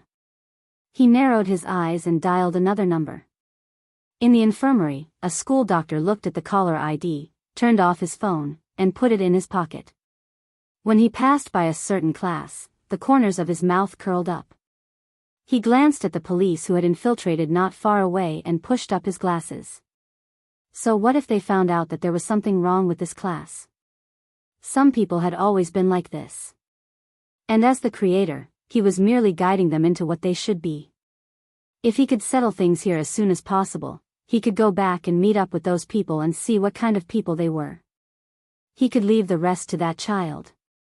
After all, he had never disappointed him before. Regardless of whether it was in terms of making up stories or guiding willpower, he was good. Those foolish people thought that the problems in this school were recent. What a joke. He had chosen this place because there had been problems since a long time ago. He was well aware of the environment in which children with wild beasts would be born. He also knew that they would infect each other. After a long period of incubation, coupled with some acquired factors, it would explode. Kwang was satisfied with such an environment. The girls would let the soft-hearted one run around to buy things. Everyone seemed to be laughing together, but in reality, they were laughing because of her. Was it the girls' fault? Yes, they were. However, such a phenomenon was never a one-sided phenomenon. Compared to bullies, Kwang preferred those who didn't dare to retaliate even after being bullied. Oh, no, it should be said that when someone wanted to resist, some people who were not involved would make all sorts of sounds to suppress that voice. Those who made sarcastic remarks and couldn't tell right from wrong were more suitable to be his fodder than bullies. After all, everything complemented each other. Dr. Wu, the school will be screening a movie tomorrow. They said it's a good movie for the students. The students liked the one that was screened last time. Do you have any good ones? Kwang glanced over, looking refined and elegant. Of course. That's great. The teacher in charge of screening the movie chuckled. Yes, that's great. Be it the time or the location, everything was perfect. Kwang walked forward. The teacher watched the back view of the school doctor with a frown. Did Dr. Wu's legs catch a cold? Why did he seem to be walking awkwardly today? But the teacher didn't think too much about it. When he glanced into the classroom, he realized that the new transfer student wasn't in school. Indeed, Bojio wasn't in school. Instead, she was in her school uniform, a school bag slung over her shoulders. She pressed the doorbell naturally. Coming, coming. The woman opened the door. When she saw the youngster's attire, she was slightly taken aback. You are? Bojio smiled, revealing her canine teeth. She was radiant, her hair still dripping with raindrops. Hello, Auntie, I'm Li Jin's classmate. My teacher saw that I lived nearby and asked me to inform him that there's a movie tomorrow. Also, this is his book. The woman was puzzled. Since when did her son have such a classmate? But her son wasn't a talkative person. He didn't even go to school recently. The woman had wanted to ask about the situation, but it seemed like there wasn't a need. Little Jean went out, he'll be back in a while. The woman was a gentle person. She watched as it started to rain. The weather is really bad, it's sunny one moment and then it's raining the next. Is your house far? Bojo didn't reply. Instead, she sneezed and reached out to rub the bridge of her nose. She was drenched in the rain because of her son's book. The woman couldn't let her leave just like that. Child, come in and hide from the rain. You can leave after the rain subsides. Thank you, Auntie. Bojo was obedient.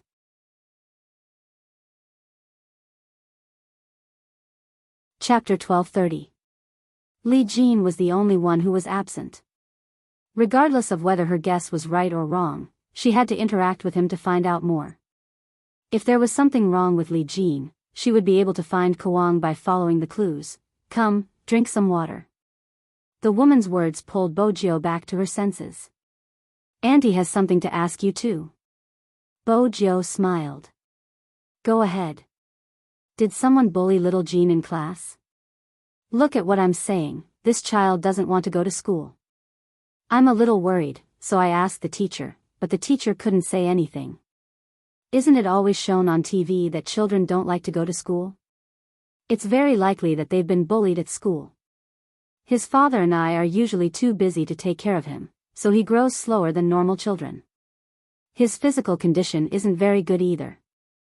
Now, he often goes to school in the infirmary, and he even runs in the morning. I'm just worried that something is wrong with him and that he won't be able to get over it. Bojo glanced up. I'm sorry, Auntie, I just transferred over and don't understand the situation in class. It's fine, I'm just asking. The woman smiled. When you see little Jean later, don't tell him that I'm asking you about such things, he won't be happy. Okay, Bojo agreed. The woman stood up, glancing at the clock subconsciously. Bojo felt a hint of fear in her gaze. This was her home, what was she afraid of? Soon, Bojo knew what she was afraid of. It was because of the man who had returned drunk. Bojo guessed that the woman had let her in not just to shelter from the rain but also because she wouldn't be as afraid with another person around. Why is it so cold? The man complained loudly the moment he entered. Tell me, what do I need you to do? You can't even take care of a home, you're useless. The woman took the things from the man's hands. The heater hasn't been turned on yet, little Jin's classmate is here. Hearing the last sentence, the man swallowed back his curses, but his expression was still not very good. It looked like he needed to beat someone up to appease his anger. Where's the food? Why aren't you cooking at this hour? Who are you trying to starve to death? The man lowered his voice. But even so, Bojo could hear it. The woman said in a low voice, Our son hasn't come back yet. We can eat when he comes back. There are still people here, that's your son, not mine. The man said. Bojo couldn't hear clearly. Perhaps the two of them also knew that they shouldn't wash their dirty linen in public. Bojo had done a background check on Li Jean. His mother had brought him over to remarry. Before she came here, it wasn't that she hadn't expected some things to happen. She just didn't expect such a family environment to be more complicated than she had imagined. The Almighty had once said that the occurrence of every case actually reflected the psychological demands of the criminal. Bojo tried to use the Almighty's method to describe a person. Of course, like the Almighty, she couldn't use psychological profiling to link that person's age, occupation, and even hobbies. However, the more he tried to prove himself to be an expert on the internet, the weaker he would be. The reason was simple. The more things you had, the less likely you were to show them off. You would only treat them as a pastime. The more one didn't have it, the more they would post it in their circle of friends, hoping that someone would see it. This is the most common example. Such a mindset was also applicable here.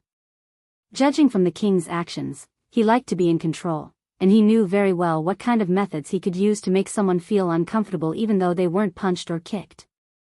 Unless he had experienced it himself and resisted. In that class, Li Jean was probably the first to be ostracized. But someone had suppressed his rebellious voice. It wasn't just in school, it was also in his family. Furthermore, he had always been submissive. Gradually, he had formed an inferiority complex.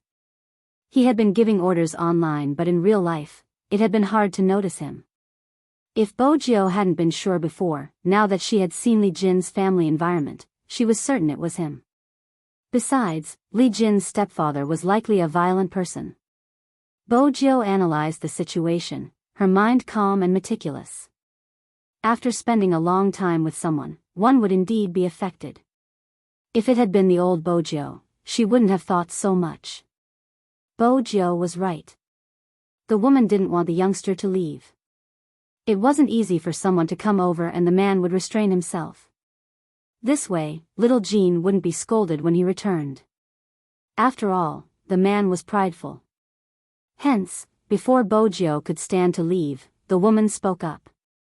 The woman was one step ahead of the young man. She said, "Your uncle said that the rain outside is getting heavier. Xiao Jin will be back in 5 minutes. You can go to Xiao Jin's room and stay for dinner. You can tutor Xiao Jin." "It's fine, Auntie," Bojio replied. The man walked over, the smell of alcohol still lingering on him. He wanted her to stay as well. Just as the woman had said, he was prideful. But when he glanced at the woman, there was a hint of viciousness. Even from where she was, Bojio could feel the woman's fear. She was trembling slightly, but she still stood beside the man like a hostess who valued peace. Bojio didn't reject him since she would be able to find out more if she went to his room. Besides, she had seen movies about domestic violence and understood that if such a marriage continued, the woman would probably be unwilling to leave. In China, marriage was more important to women than to men. Every single one of them had fantasized about marrying their Prince Charming and living a blissful life. But gradually, some problems would surface. They would realize that the person they liked wasn't the person they had imagined. He would fall in love with others because of the temptations of the outside world. Sometimes, it would be because he was under pressure and wanted to find excitement. Sometimes, it would be because the girls outside were young. He would think that they were flowers and you were an old woman. He would even beat you up. He would beat you up when he was drunk, beat you up when he was angry, and beat you up when he was unhappy. At the start, it would be unbearable. After all, this wasn't the life you wanted. Countless people would come out to persuade you to bear with it. Even if it wasn't for yourself, you had to bear with it for the child. You couldn't divorce. If you divorced, what would people say about you? What would happen to the child? Hence, you would bear with it.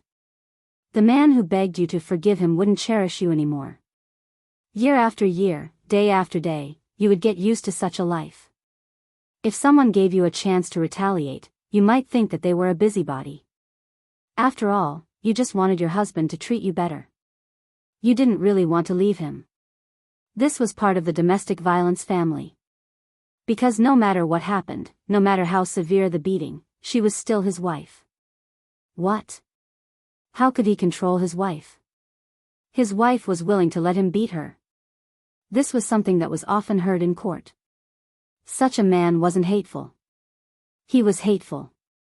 But the funny thing was that once a woman stood up to resist, she would sue him in court. Some people would come out and make superficial comments. She even sued her own husband. What is this woman thinking? Isn't it just her own man cheating outside? It's obvious that he seduced her outside. She can just settle the score with that person. She still has to live her life. Why is she fighting with her husband? Women should be smarter sometimes. So what if she took a few beatings? Isn't it because she was lazy? I'm really impressed. Usually, it was the woman who said these words. And the scary thing was that domestic violence was addictive. In the long run, a woman wouldn't be able to leave a man who abused her. In psychology, some of the explanations were indeed frightening. But that was the reality. Those despicable people who liked to gossip and distort the truth were the real breeders. This world, in some ways, was very fair. What kind of person you were would attract the kind of people you were. If there were things that violated your principles, there would be people who would ask you to tolerate them. There was a beautiful relationship, but you needed to be able to tell if it was a really good man. Looking at the interaction between the two of them, Bojo quickly realized that the woman couldn't leave and wouldn't ask for a divorce. After all, other than fear, there was a hint of anticipation in her gaze. Bojo guessed that this was probably the reason for Li Jin's unhealthy mentality. After all, no child would be willing to see their mother being beaten. If it had been a child, he would have hated himself for being so weak and afraid. Because of his fear, he wouldn't even have the luck to save his mother. Thus, he would have wanted to escape. When he grew up, he would have shouted, "Why don't you get a divorce?" But by then, it would be too late. Children raised by sick families were usually extremely sensitive. Even if their family conditions weren't bad, they would still be like this. Bojo wasn't afraid of violent tendencies. Her skills wouldn't be at a disadvantage. If he was worried, then so be it. Li Jin would hide everything in his heart. He would wash away the blood on his hands without saying a word and look for his next target. If that was the case, then her visit today was very likely to be detected by him. Bojo paused. She placed the planning form to the side. She had to be more careful. This person was learning computer programming and psychology. No matter which one of these two doors was taken out, it was very strange. Especially the latter. Now, whenever Bojo saw the word psychology, her heart would slow down. She couldn't let anyone see that the books had been touched. Bojo placed them back the way she had pulled them out. She had done it professionally. She wanted to see if there were any traces on the computer. She turned on the computer. Bojo frowned when she saw the date circled in red on the calendar on the wall. The 26th.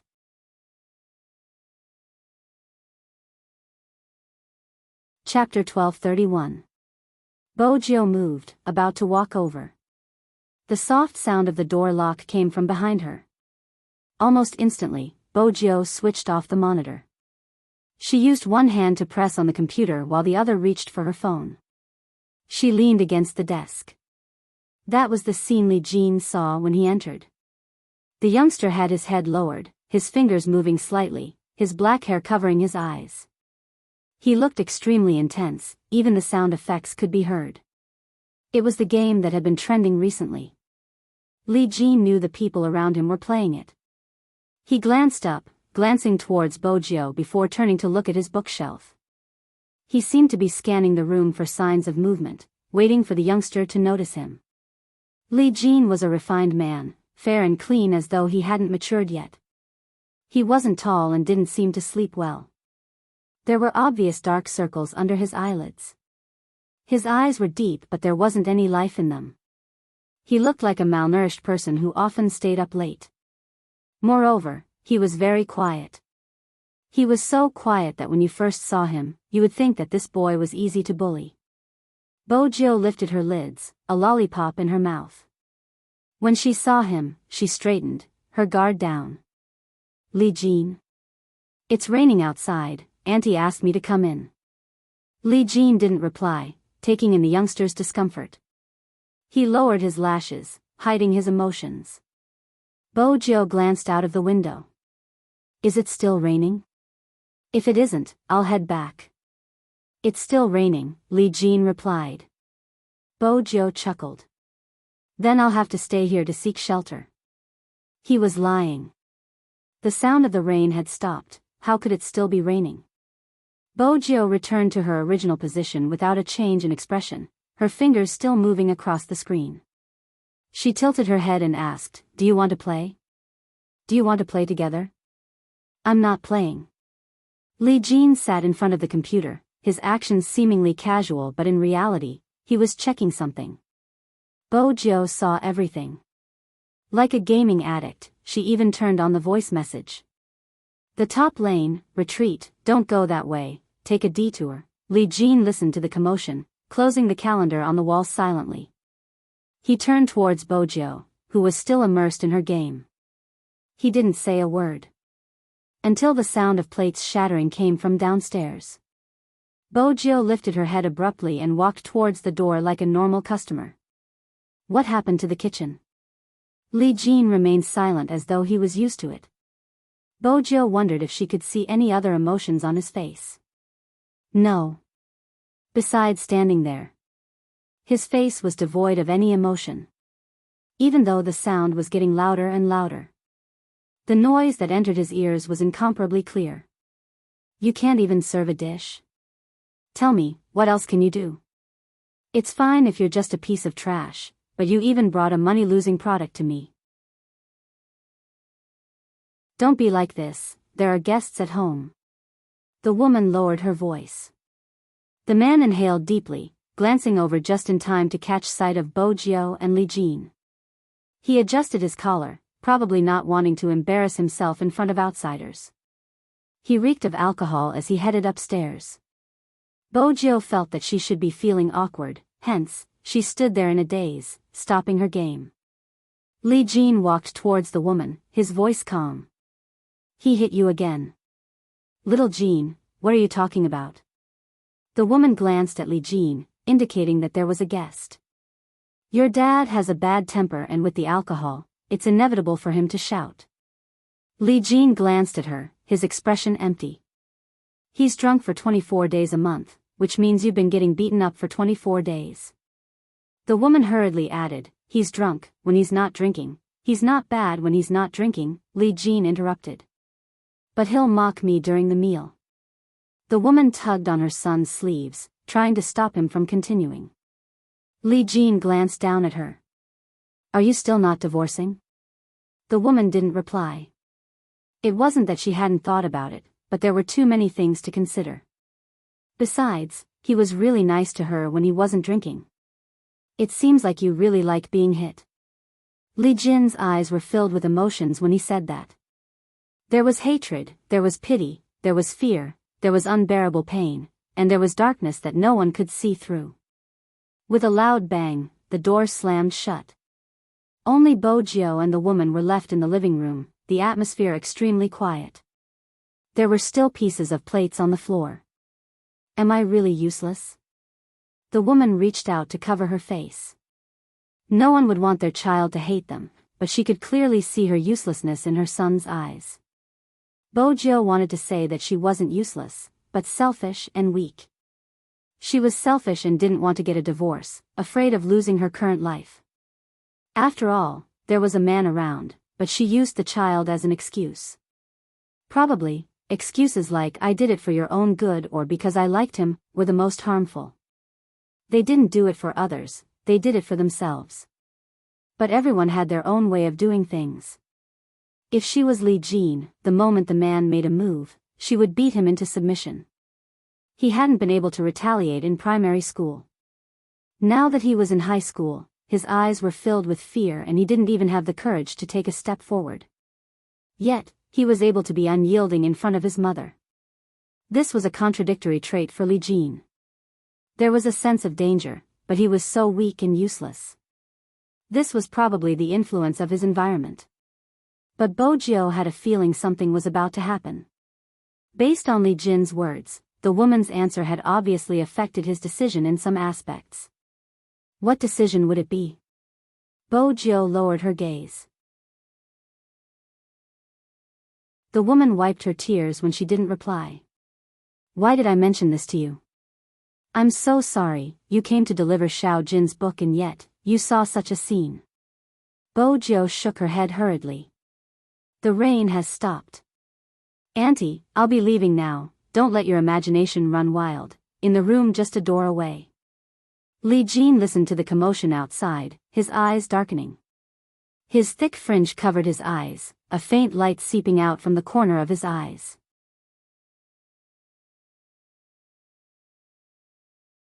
Chapter 1232. Soon, his phone buzzed. Transfer student? He's pretty smart, he's already in the group. After reading the reply, Li Jin typed 2 more words. Is that so? Does King suspect something is wrong with him? The girls in the class had indeed treated Li Jin as king, but they didn't know who he was in real life. Li Jin glanced at his laptop, his typing slowing down. He seems rather enthusiastic. He's alright, the teacher asked him to send some information to Li Jin and he agreed. Li Jin watched as his name appeared on the screen, his lips turning cold. Since that's the case, he'll be the clown from tomorrow onwards. He hated it when others saw how pathetic he was. Li Jin couldn't forget how it felt when those people bullied him, pushing his head outwards. In the end, he realized that humans were social animals. Not only did they live, but they also blindly followed others in their actions. As long as there was someone they could bully, they would swarm over. Li Jin remembered that he had recorded many things on his phone and passed them to the teacher, who had called for both parties' parents. But because the other party's father was a minor official in the county, his stepfather had given him a slap and his mother had apologized profusely. In the end, he had been kicked even harder by his classmates. They had even taken off his pants. Li Jin never went back to school. Instead, he used another identity to get close to them. Every single one of them wanted attention. Hence, he gave them attention. Gradually, everyone started to compare themselves, twisting the truth behind their backs, and lying became a daily routine. Regardless of their family background, they had to wear branded clothes. As long as they liked it, it was theirs. If others wanted it, they would call them stingy and proud of their lack of morals. It was too easy to use such people. By now, Li Jin had complete control over their minds, which was why they called him a clown. Whoever became a clown would be ostracized by the entire class. When Li Jin had chosen his students, it had been in line with their wishes. They had long wanted to teach them a lesson, but because of their status, they had to deal with the clown. Hence, he would give them the clown card. Everyone wanted to avoid becoming a clown, but they had never thought of leaving the group. That was because they enjoyed the feeling of being in a group. Choosing a transfer student this time was a last-minute decision. Even if there was nothing wrong with him, and no one had touched the things in his room, he hated it when someone appeared and broke the long-standing balance. Bojio guessed that she had been targeted. After all, Li Jin's thoughts were really deep. Bojio didn't leave in a hurry. She was being watched, not exposed. Li Jin probably did not suspect her. The people sent by the police probably wouldn't think of investigating high school students. Even if it was an investigation, it would definitely be done from the perspective of a victim. Hence, this gave Li Jin enough time to do something. But how did Li Jin know Kwang? What kind of method did he use to contact it? These things were crucial. As long as they understood these 2 points, they might be able to find out who Kwang was. Bojio held the steering wheel with one hand. She tilted her face slightly, her fingertips caressing her lips. This was something she often did when she was thinking.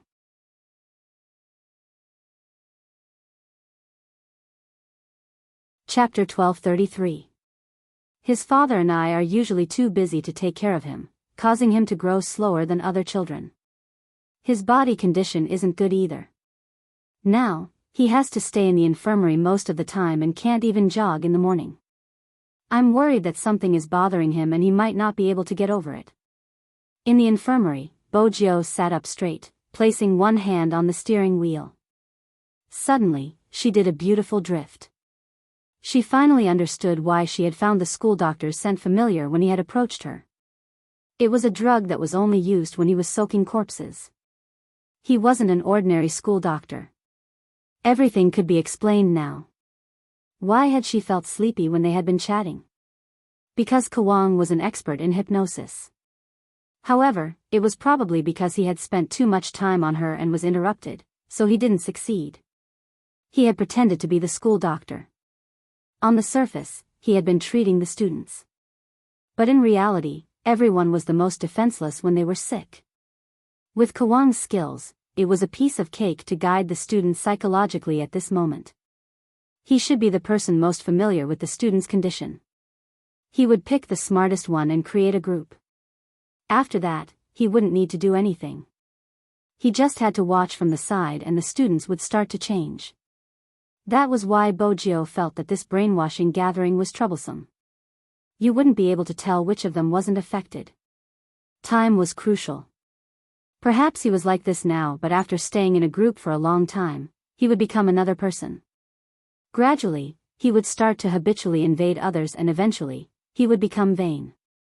Whoever affected his vanity, he would distort the truth.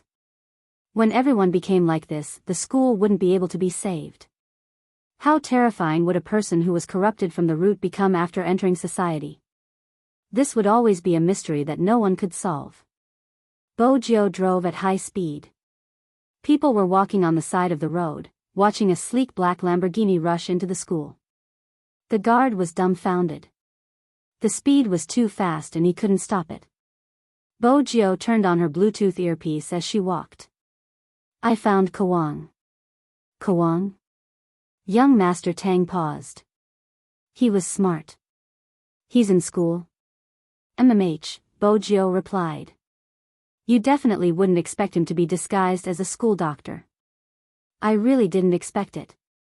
No wonder I didn't find any problems even after checking all the teacher's information.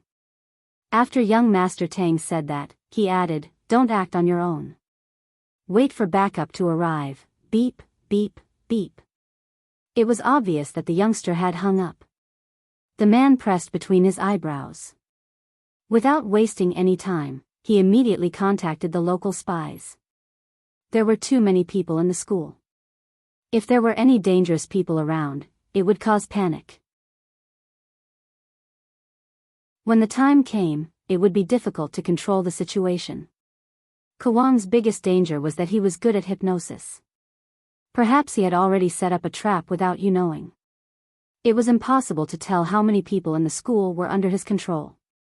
If it was too obvious, it would be easy for the other party to notice. At that time, all the students in the school would become his hostages.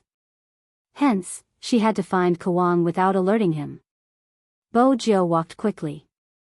It was still drizzling, splashing onto her uniform, but she didn't seem to feel it. Her hair was wet and the students who were walking back and forth couldn't help but turn back to take a look.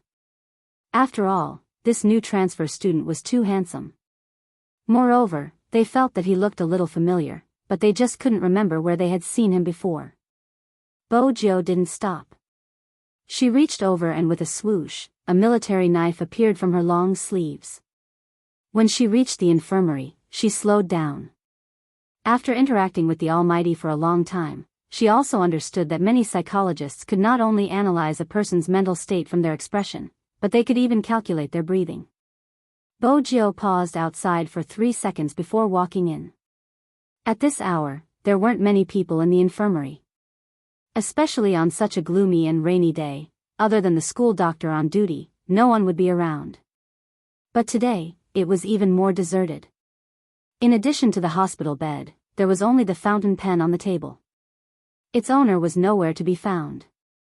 Bojo slowed down her footsteps. She turned and pressed her back against the wall. She turned sideways and pulled the curtain open. There wasn't anyone in the lounge. She walked back and forth twice and returned to her original position. She was just about to pick up the form on the table. A voice came from behind him with a chuckle.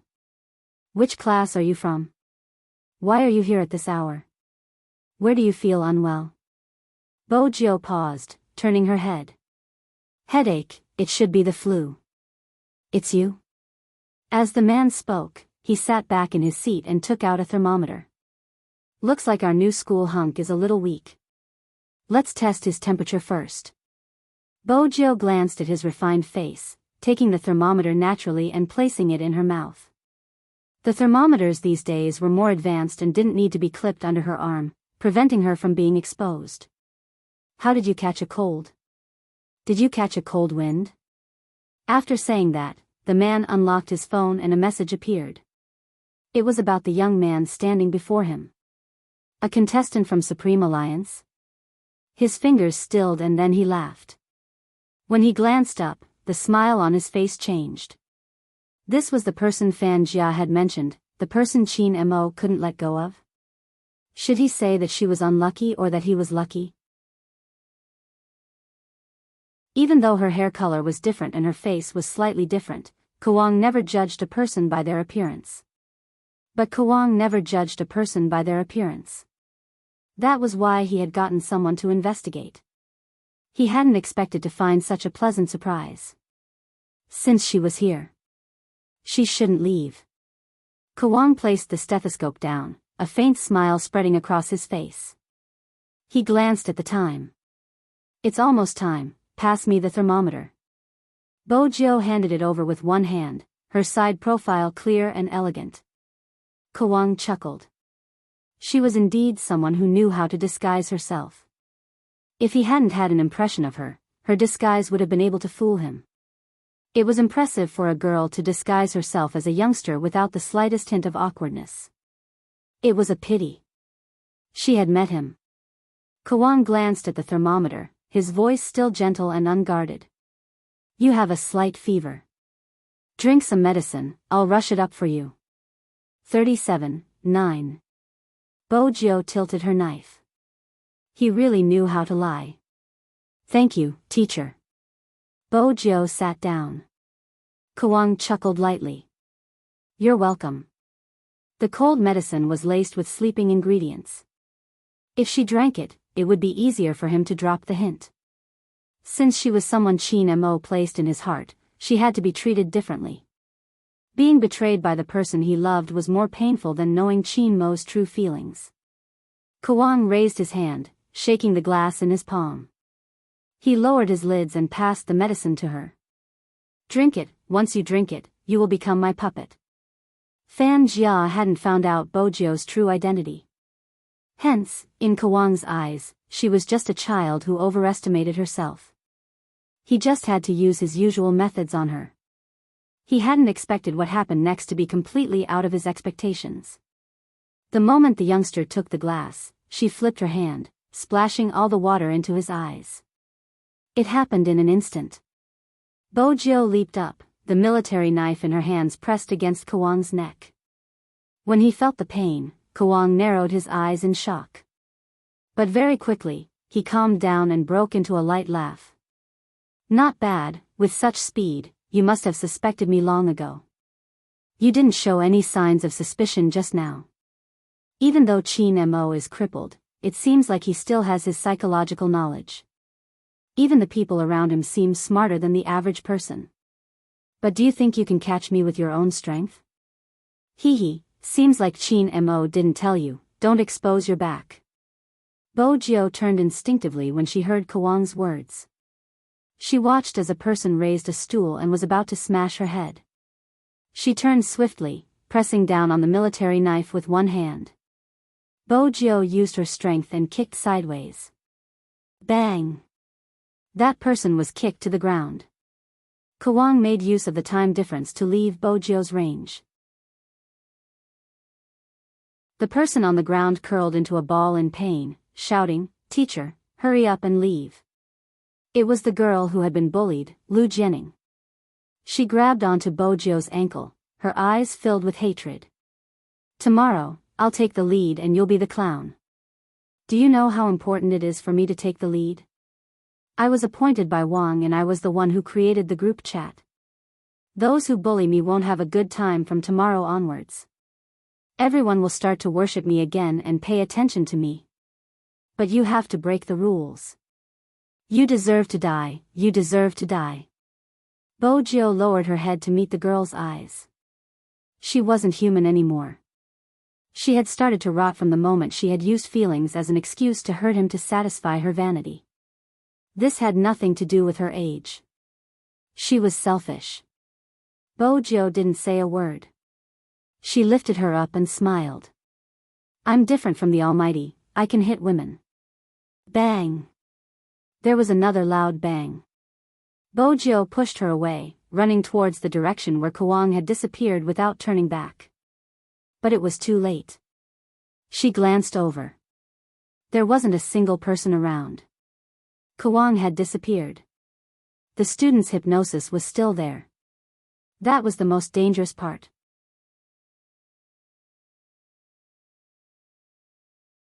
Chapter 1234.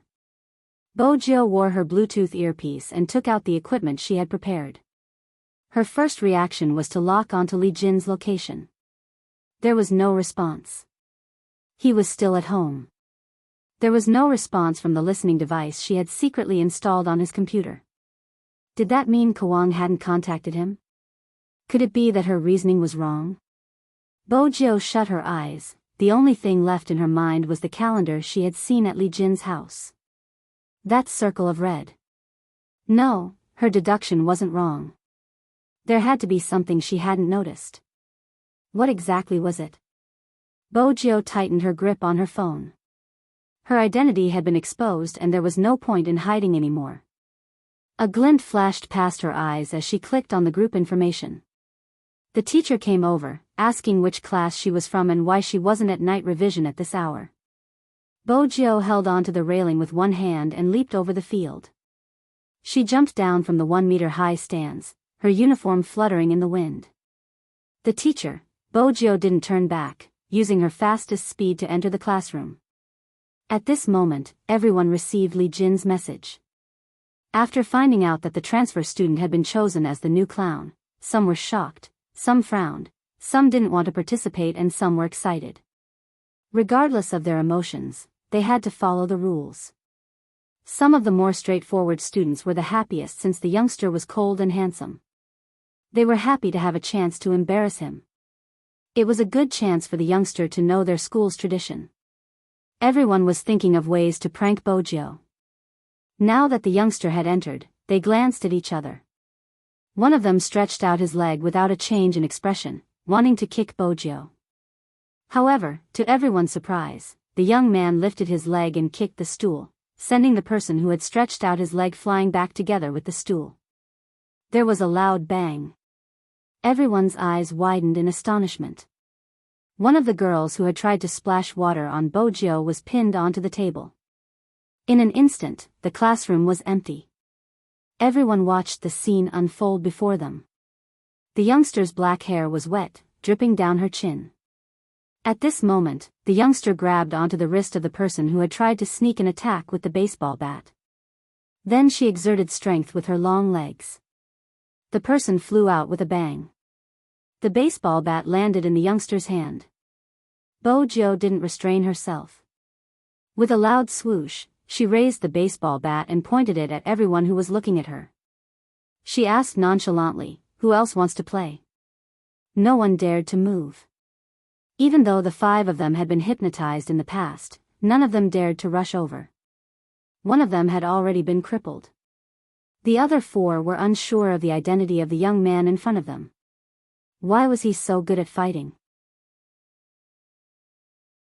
After all, according to the information they had obtained, this person was quite ordinary. "You're not fighting anymore?" Bojo held the baseball bat, a smile on her face. "I don't like fighting." The 3 who were beaten to the ground were speechless. "Since you're done fighting, let's have a chat." Bojo stood on the podium since it was safer to have a wall behind her. "I heard you have a king here." No one spoke. Bojo twirled the baseball bat.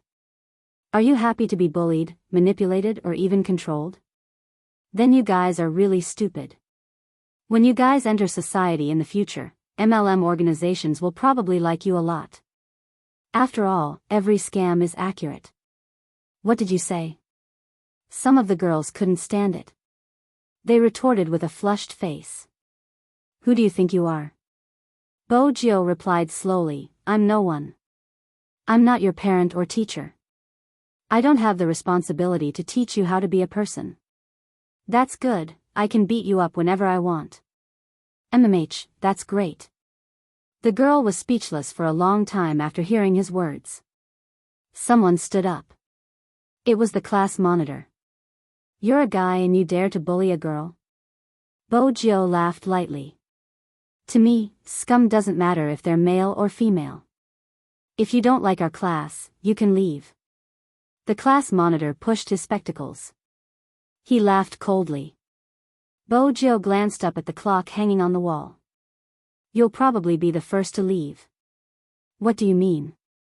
Before the squad leader could finish his sentence, the door at the back of the classroom was kicked open. The people who came in were all special forces with their faces covered.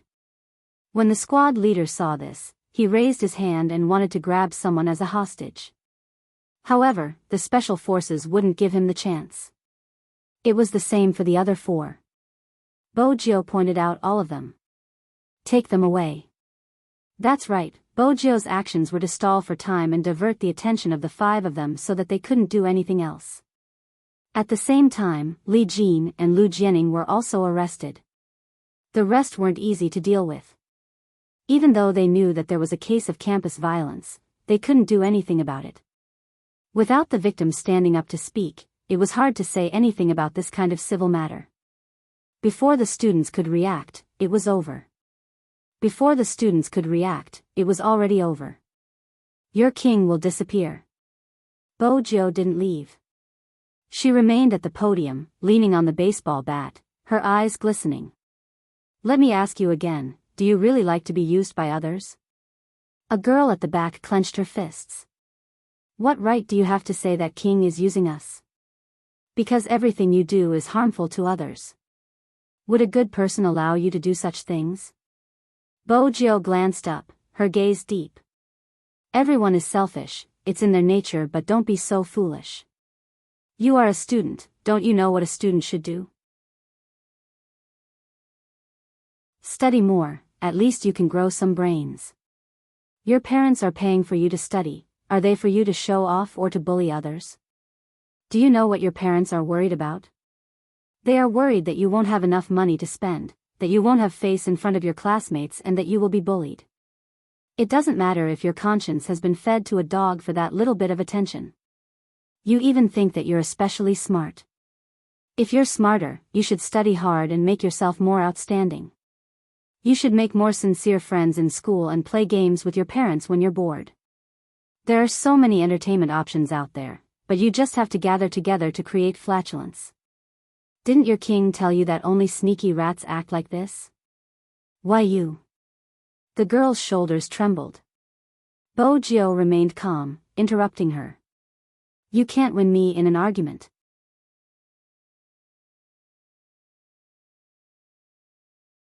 Chapter 1235. When the students heard the youngster's last sentence, they couldn't help but want to laugh. You can't beat me in an argument. There was no one else. Ha ha ha ha. A round-faced girl laughed out loud, her laughter getting louder and louder. In the end, she stopped laughing and stood up. I don't want to, but I have no choice. Every time I see someone being bullied, I want to stop it, but do you know what the consequences are? I will be the one being ostracized, and I'm afraid. I believe anyone would be afraid since we aren't as strong as you. The girl thought that the youngster would retort back. Unexpectedly, the youngster laughed. Don't forget, you're all in the same class. In my memory, school is like this. No one is allowed to bully the people in our class. If you dare to cross class to cause trouble, I don't care which year you are from or if you're older than me, you have to kneel before me. If I can't beat you, I still have the power of the whole class behind me. We're not together to bully anyone, but to tell everyone that you can't bully us like this. We have to be friendly with each other, boys protect girls. When it's time for a boy to stand up, a boy shouldn't be a coward. What would it look like for the whole class to bully one person? Who knows, if you stand up and help someone, someone might fall in love with you. Oh right, don't you students like the plot of the hero saving the damsel in distress? If you use it in real life, you can even get rid of the title of bachelor earlier. What do you mean by students? You don't sound like a student. A boy caressed his nose before asking, is it really useful? Bojio replied leisurely, you can ask the girl beside you who is blushing. If you really don't understand, you can read more romance novels to understand a young lady's heart. Of course, a young lady's heart is usually based on looks. With that, the students couldn't help but burst into laughter once more. A few Special Forces soldiers stood outside the door, glancing at each other. In the end, their gazes landed on the silhouette in a suit. Captain, that guy, psychological counseling. We're investigating psychological cases. It's obvious that these students are more or less sick. There might be some hopeless people in this class, but at the same time, there are some people who don't want to be like that. Haven't you noticed that the atmosphere in the classroom is much better than before? The figure walked over with a smirk on his face. It's really rare. I didn't expect to see the cold-blooded and heartless C giving psychological counseling to a bunch of students. Based on her personality in the past, she would probably only do it and not say anything. Chin Mo's existence really softened her. Special forces, that guy had crippled 3 people and was still teaching students how to fall in love. Captain, are you sure this is gentleness? Wasn't he just creating trouble for the school? He face-bombed. Perhaps, only the figure could understand Bojio's intentions. A conversation could temporarily resolve the crisis that had erupted. In psychology, this was known as the golden time for treatment. Communication happened at the moment. Of course, there would still be such people among the students. The kind of people who clearly knew that their actions were hurting others, but they didn't feel anything. One could tell from their expressions. The reason Kwang could leave so easily was probably because the time was ripe. With just a small catalyst, something would germinate in his heart and he would use the hypnosis to kidnap the hostages. They had to find out the source of the catalyst. If they couldn't solve this problem, everything they had done before would be in vain. There were so many students in the school. Even if only 1 out of 10 of them was hypnotized, the consequences would be unimaginable. Moreover, more than 70% of the students had already changed. The figure was right, that was indeed Kwang's plan. However, he hadn't expected his identity to be recognized by a high school student. If someone hadn't rushed over in time, he would have fallen into the other party's hands. Kwang, who was already in the jeep, narrowed his eyes. His fingers slid across the screen again, the pain from his leg making him smile. He seemed to be enjoying the feeling. If you had died in that school, Chin Mo wouldn't be in this state. It's such a pity that such a smart person would be buried with him. Kwang wasn't aware that Li Jin had been arrested. But in his eyes, it didn't matter even if all the chess pieces were arrested. After all, the key to the hypnosis wasn't in their hands. What was meant to happen would happen. No one would be able to detect it and no one would be able to stop it. Unless Chin Mo went over. But it was too late. He loved this feeling. The sky had turned completely dark. It was just past midnight, a few hours away from dawn. Kwang leaned back, his refined face tainted by the darkness of the night. In the interrogation room, the headlights were blinding. Li Jin glanced at the youngster sitting opposite him, his gaze wavering. How did you do it? Bojio arched a brow. What? It's impossible that you didn't touch my things in my house. How did you restore it to its original state? Li Jin's face was pale and malnourished. No, I should be asking why my mother allowed you in and kept you for so long. How did you do it? Bojio placed the documents down. At this stage, Li Jin was more concerned about the questions. Kwang was indeed good at picking people and the other party was smart. It's simple. With an outsider around, your stepfather wouldn't lay a hand on your mother. Bojio's words caused Li Jin's expression to change. He tightened his grip on the cup. The people outside the interrogation room were surprised. After all, they had been interrogating Li Jin for 7 hours. They had asked and answered all the questions. Li Jin's emotions hadn't changed from the beginning to the end, saying that he didn't know or wasn't clear no matter what they asked. The scariest thing in an interrogation was this type of criminal. They wouldn't be able to get anything valuable out of him. But he was still young. How could such a young person cause them to feel suffocated? They were at their wits' end. They hadn't expected the youngster to change his expression with just 2 sentences. This was a good thing in an interrogation. At the very least, resistance was a form of leaking information.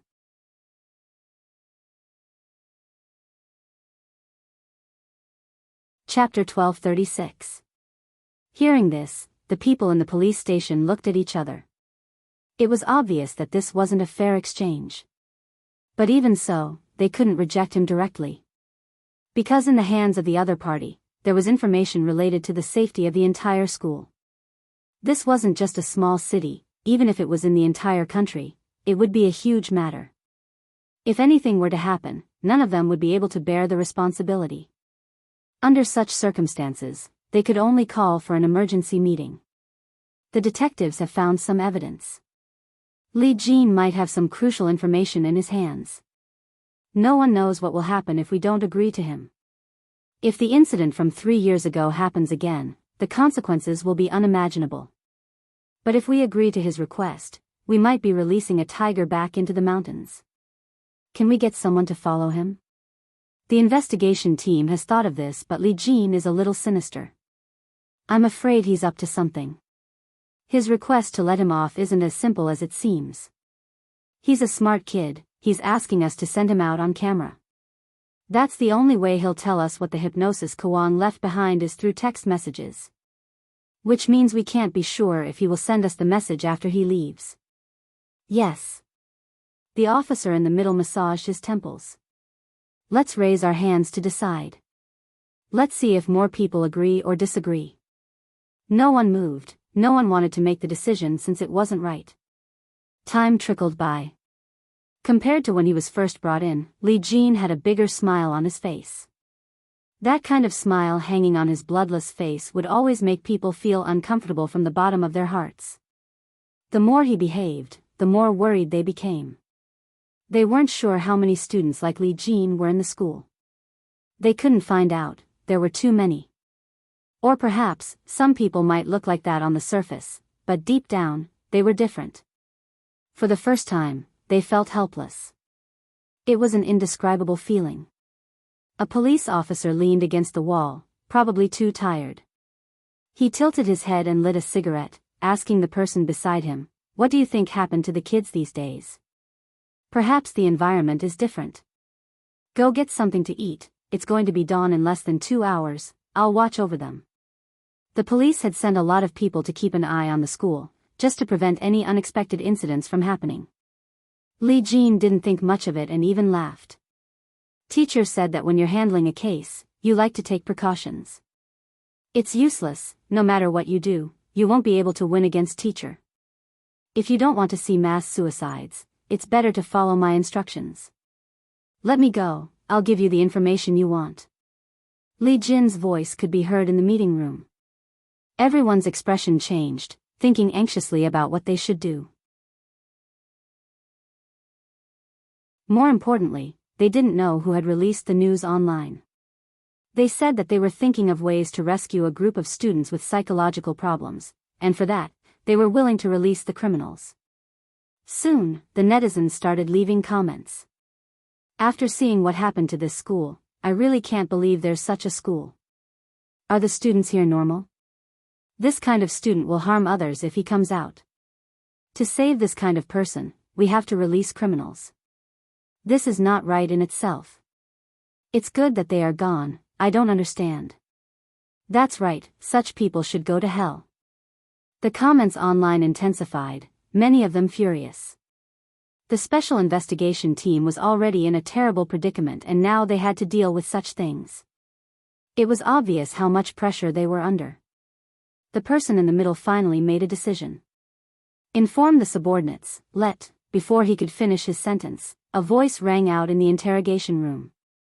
Suddenly, a voice rang out in the interrogation room, the voice neither loud nor soft, carrying the unique quality of a youngster.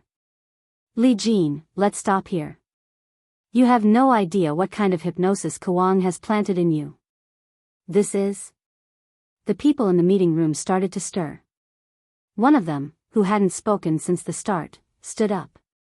Why don't you listen? Someone wanted to stop them, but when he saw the person's face, he swallowed his words. Why was the young master of the Tang family here?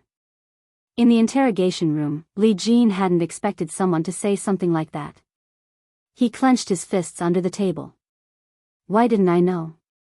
I'm the person the teacher trusts the most here. He left everything to me, even allowing me to use the spies he planted in the class. If you don't want to let him go, just say it. I don't care if I can't get out or not. Li Jin, there's a limit to lying to yourself. Bo Jiao walked over, her eyes glistening. I went to your room again just now. You don't seem to know much about hypnosis. Otherwise, you wouldn't have such a basic book on it. You and I both know that if the teacher you mentioned cared a little, he wouldn't have left so easily. In his eyes, you are indeed more useful than others since you are intelligent. But regardless of whether a chess piece is useful or not, she is still his wife. For someone like Kawang, he would keep all his secrets to himself. Why would he allow a chess piece to know everything? I'm afraid the only thing you know is that something is going to happen today. Other than that, you don't know anything else. Since you understand your teacher so well, do you know where he is from, what he has been through and what kind of business he does?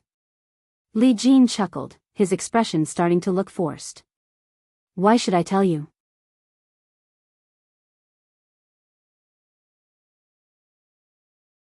Chapter 1237. After hearing Bo Jio's words, the entire conference room became extremely quiet. They wanted to move, but they were interrupted by Li Jin's laughter.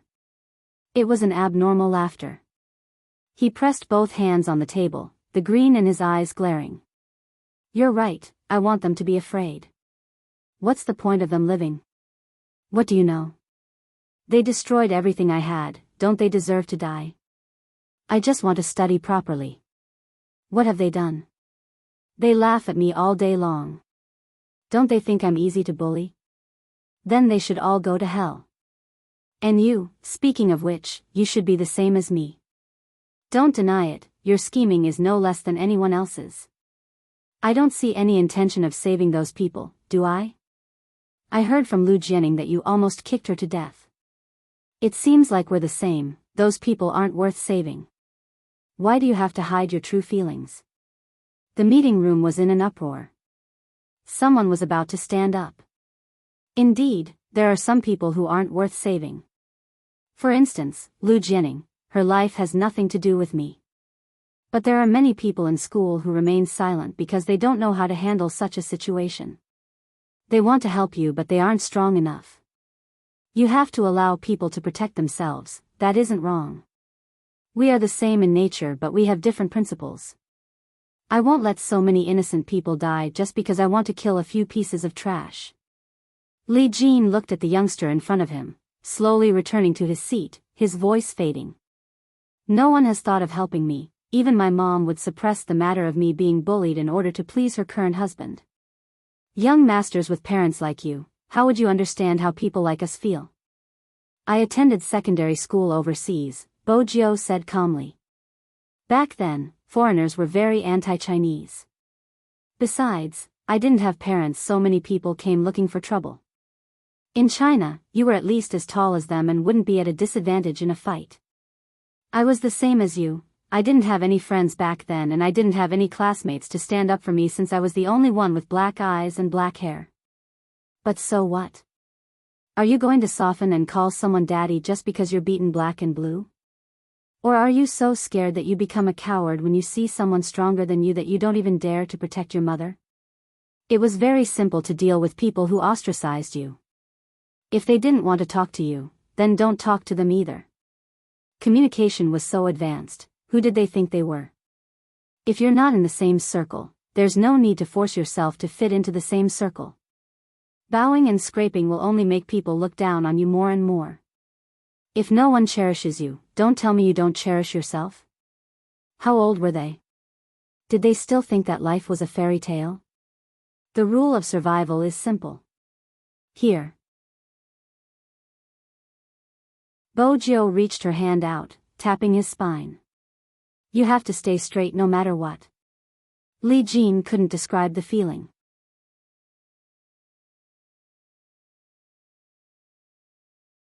Chapter 1238. Li Jin's words were too late. Everyone's hearts sank. Bo Jio was probably the calmest. That was because Li Jin was right, they were the same. Those who hadn't experienced those things wouldn't understand what it meant to be alone and helpless. When injustice was done to us, they would always think that the law was too far away and the fist was too close. It wasn't that they hadn't thought of resistance. But the resistance would be drowned out by other voices. Those who committed crimes shared the same traits, they were vain and would distort the truth. This had nothing to do with age and wasn't a dark side, they were just like that. Those who clamor that I am but what I have done are merely exculpating themselves of guilt. When they met such shameless people, it was important to know how to react. That was the most important thing to do when they met such shameless people. Similarly, they shouldn't be filled with hatred. You could try to become stronger or even look at yourself in the mirror to see if there was anything you needed to improve, be it your personality, the way you spoke, or sometimes, your heart was just too weak. When you met with difficulties, you couldn't blame it on the circumstances. The kind of life you wanted to live depended on whether you were working hard. Bojo knew that even now, there would still be people in that school who didn't think much of what they had done. But at the same time, Bojo knew other than them, there were many others who didn't know what they were doing. For a long time, she wasn't sure what she was doing. She had even forgotten what her father had said. She thought, there would always be someone in this world who would pull you up when you fell into the endless darkness. If no one was willing to be that person, what would happen in the future? Bojo was a person who wandered in the darkness, just a figure. When he gradually became clear, you would understand that there were things you had to do. Even if there was a 0.1% chance that this kindness would be repaid to that person. I never believed that the world was bright, but I believe that I can create light. These were the last words she left Li Jin. Everyone is the same. As they walked out of the interrogation room, every minute became more and more pressing. There wasn't any valuable information from Li Jin. The only news in the meeting room was the one Bojo had provided. The youngster believed that Kwang's hypnosis would be activated today, but there wasn't any evidence as to how it would be activated. What was even more unbelievable was that it was Li Jin's intuition. No one could understand why the young man would believe a criminal's intuition. Alright, even if we all believe it, what should we do next? Tell every parent to keep an eye on their children? Someone rubbed his temples. That's not realistic. There are too many students in the school and some of their parents aren't even in the city.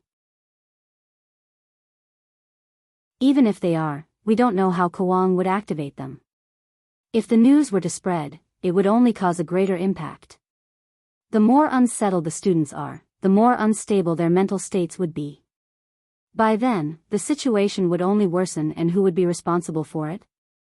Bojo laughed, a hint of mockery in her voice. In the end, you're just afraid of taking responsibility? You. That person's expression changed. Let me. The person sitting in the middle said, I'll bear all the responsibility, as long as I can save them. But this isn't the time to agitate them. Child, you should know that announcing the news isn't a good idea. Indeed, it would only make the danger more uncontrollable. Bojo stood up. I'll look for more information. Up until now, this was the only way. The clock hung on the wall pointed to 6 a.m. On this day, no one slept. The examiners flipped through the information over and over again. There were even specialized people observing the students to see if there were any differences. Everything was normal. Even a psychiatrist couldn't tell the difference. From 6 a.m. to 7:30 a.m., all the students had finished their breakfast. The day students had also arrived at the school gate at this time. Of course, there were students who were late. But no matter how one looked at it, the school seemed to be thriving. How could anything have happened? Could he have made a mistake and it isn't today? In the camouflage nanny van, one of the officers nudged his colleague's arm, lowering his voice as he gestured for him to look at the youngster in the passenger seat. The youngster was holding onto an iPad, the images of Li Jin's interview and the occasional images of the school doctor. Kwang was meticulous and it was obvious. There weren't many images of him on the iPad, all of them from afar. Outside the car window, the sound of the students fighting could be heard through the wind.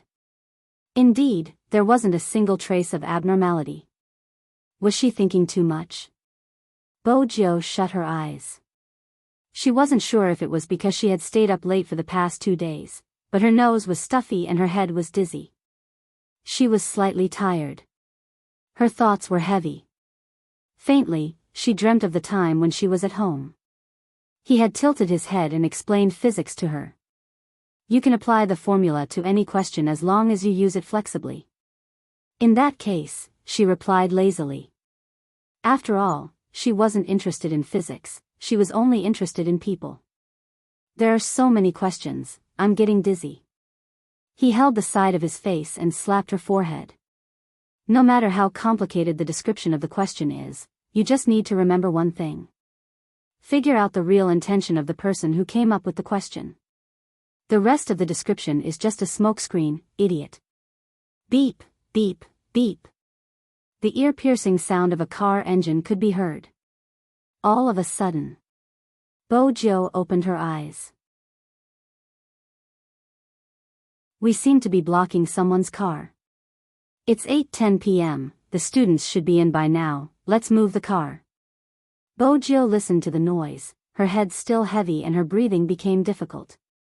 She tilted her head up and drank a mouthful of mineral water. That was when she remembered that her body wasn't healthy. Fortunately, she could handle it. The water flowed down her throat, making her feel better. Bojo glanced out of the car window. The bustling school entrance was now empty and the guards were closing the doors.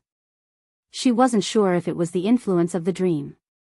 Bojo tapped on Li Jin's recording again, the sentence still lingering in her mind.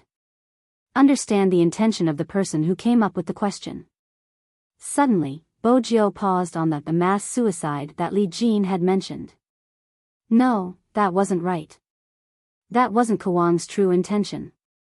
Kwang wanted hostages to rush towards him so that he could be safe. Mass.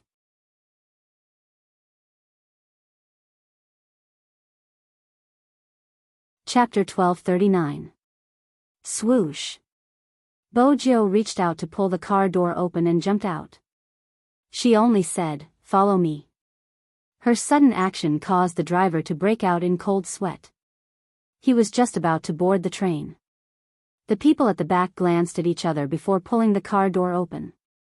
They gritted their teeth as they ran. The conference room was connected to the commotion. When someone heard the commotion, he straightened. What's wrong? We don't know either, that youngster suddenly jumped out of the car. The guard didn't understand what Bojo was thinking. At this moment, the railing at the school gate was lowered. Bojo didn't hesitate. She held onto the railing with one hand and leaped over. She was still wearing her school uniform. As soon as the guard's voice rang out, he saw two people behind the young man leaping in as well.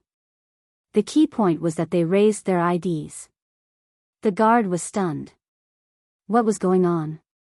There was a broadcast in the school. The general content was for the students to take their stools and take their seats according to the formation of each class. The sound got softer and softer. It seemed like it had been arranged. Bojo's speed doubled once more. Because of the word large scale. Even though the hypnosis could be activated at any time. But if it was large scale, the entire school would be watching the movie today. What Kwang wanted wasn't to trigger the hypnosis individually. If that was the case, any time would be fine. Once the hostages were gone, they would lose their value. In a large-scale riot and stampede, even if there were guards around, they wouldn't be able to stop a portion of the students from jumping into the car and leaving after receiving the hypnosis. Their actions would be large-scale. If everyone ran in the same direction, even if they were running towards the criminals, they wouldn't be able to open fire. That was Kwang's motive. He wanted everyone to know that they would be holding this batch of hostages outside the border. This way, once everyone knew about it, regardless of who was going to take action, they would have to rescue these hostages because they were still children. And the only way to stop all of this was to cut off the broadcast. Bojo ran towards the sound. At this moment, the sound of the movie entering could be heard. In the distance, the projection teacher watched in confusion as a student ran over. He frowned, thinking that it was someone from another class who was late. Bojo glanced over. No matter how fast she was, it would take at least a minute to reach the broadcast location. It was too late. If he ran over, it would indeed be too late. Moreover, the teachers in charge of maintaining order were already walking towards her. Because of this, people didn't even notice the frequent small movements of the students when they saw the scenes and sounds played in the movie. Those actions were really normal, and there was nothing bad about the movie. But everything reminded her of the most famous hypnosis case. In the beginning, when the audience listened to the drumming, they only felt that their emotions were higher than usual, and they would make some small movements from time to time. However, as time went on, they became more and more uncontrollable, to the point that no one knew why these people became restless in the end and wanted to escape from the scene, resulting in a sudden large-scale stampede.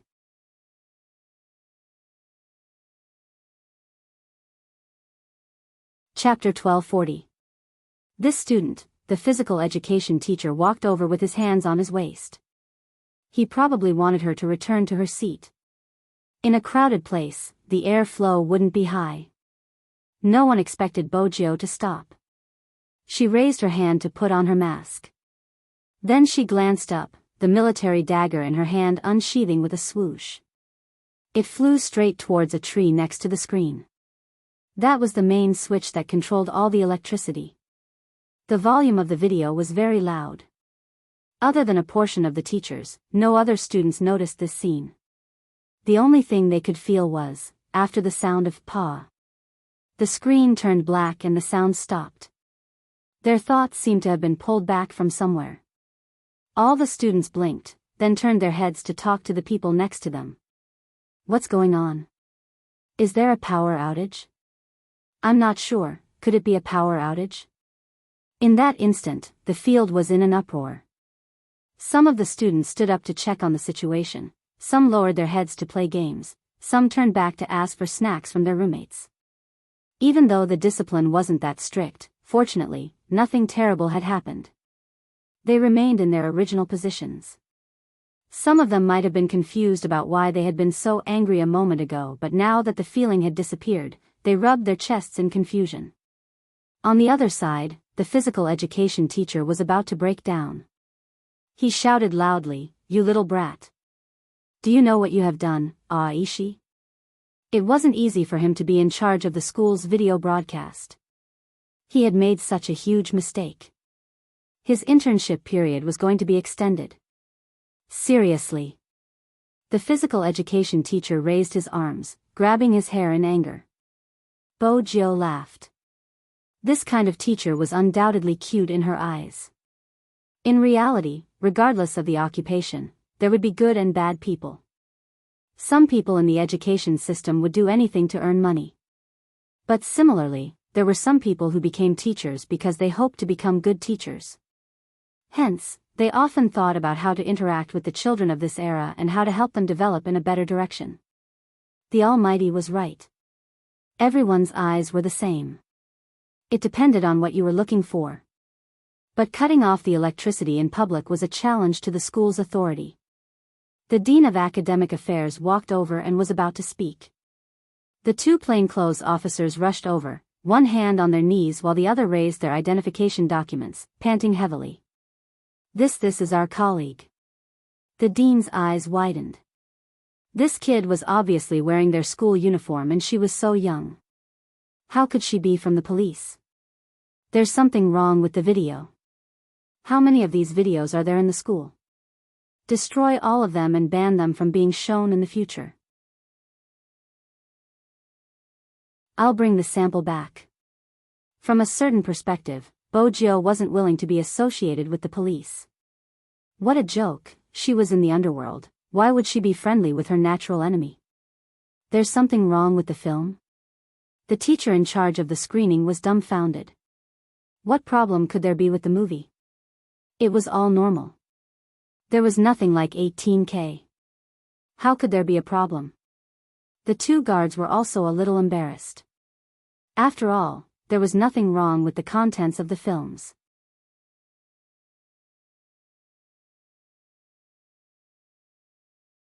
Chapter 1241. The guard tugged Bojio's sleeves. Are you sure it's a problem with the film? I'm sure.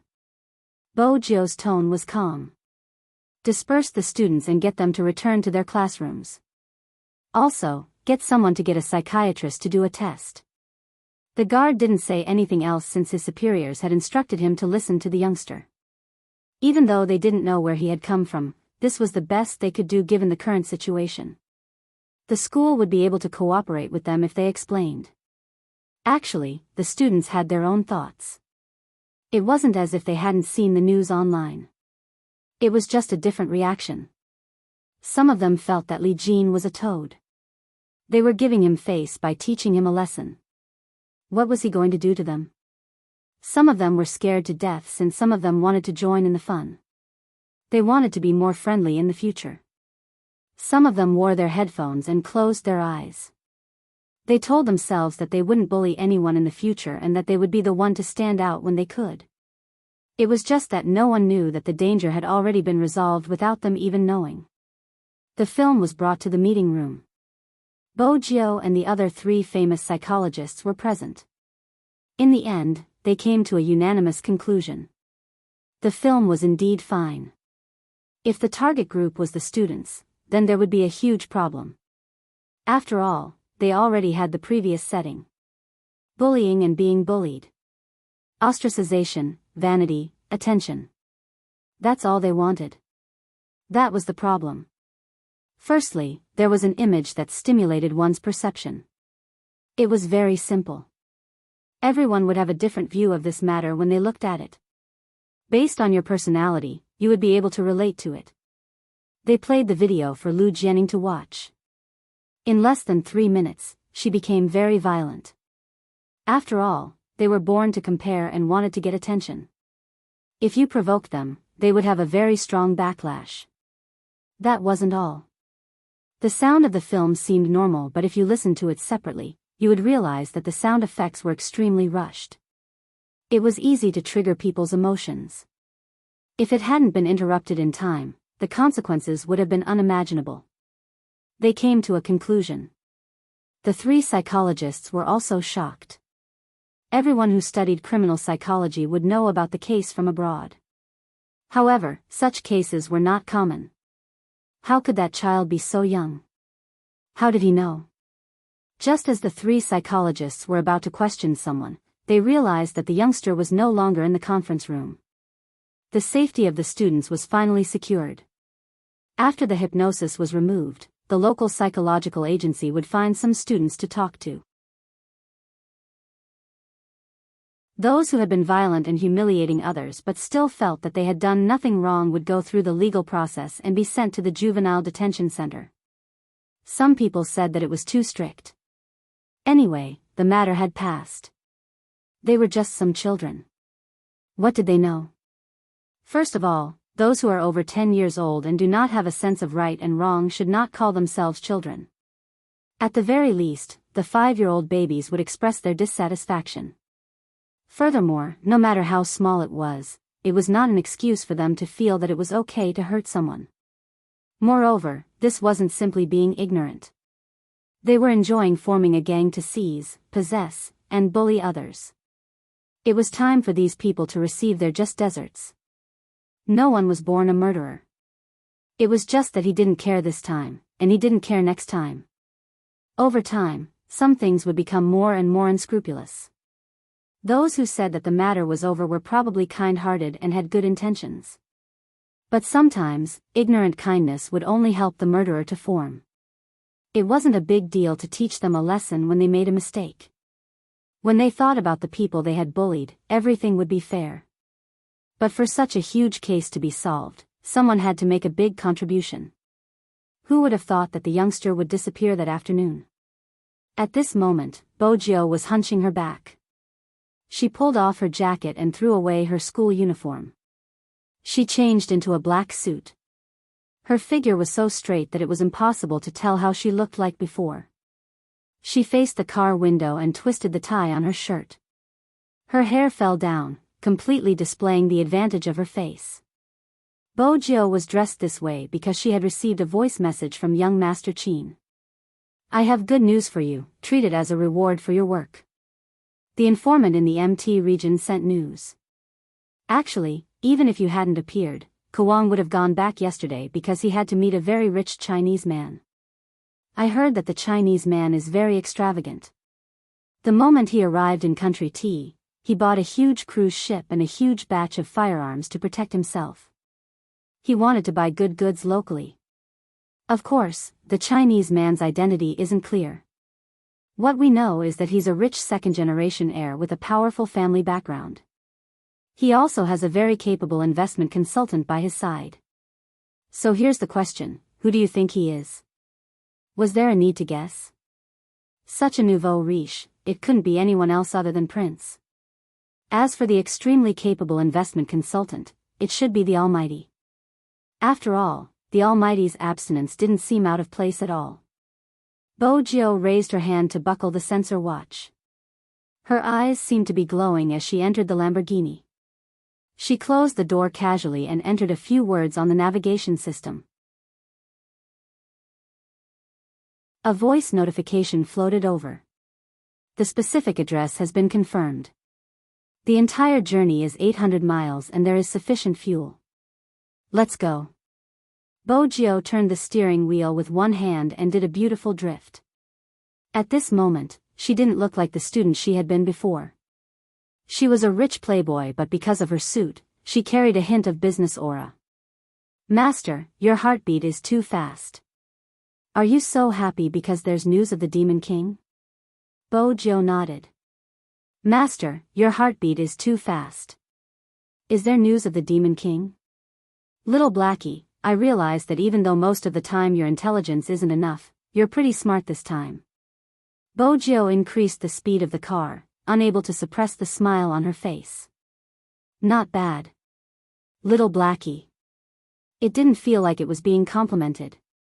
It felt as though it was being forced to swallow a bowl of dog food. Life wasn't going to be easy. If they really met the devil, they wouldn't be receiving, and kissing in the car, would they? The moment little Blackie imagined the scene, the headlights started to flicker.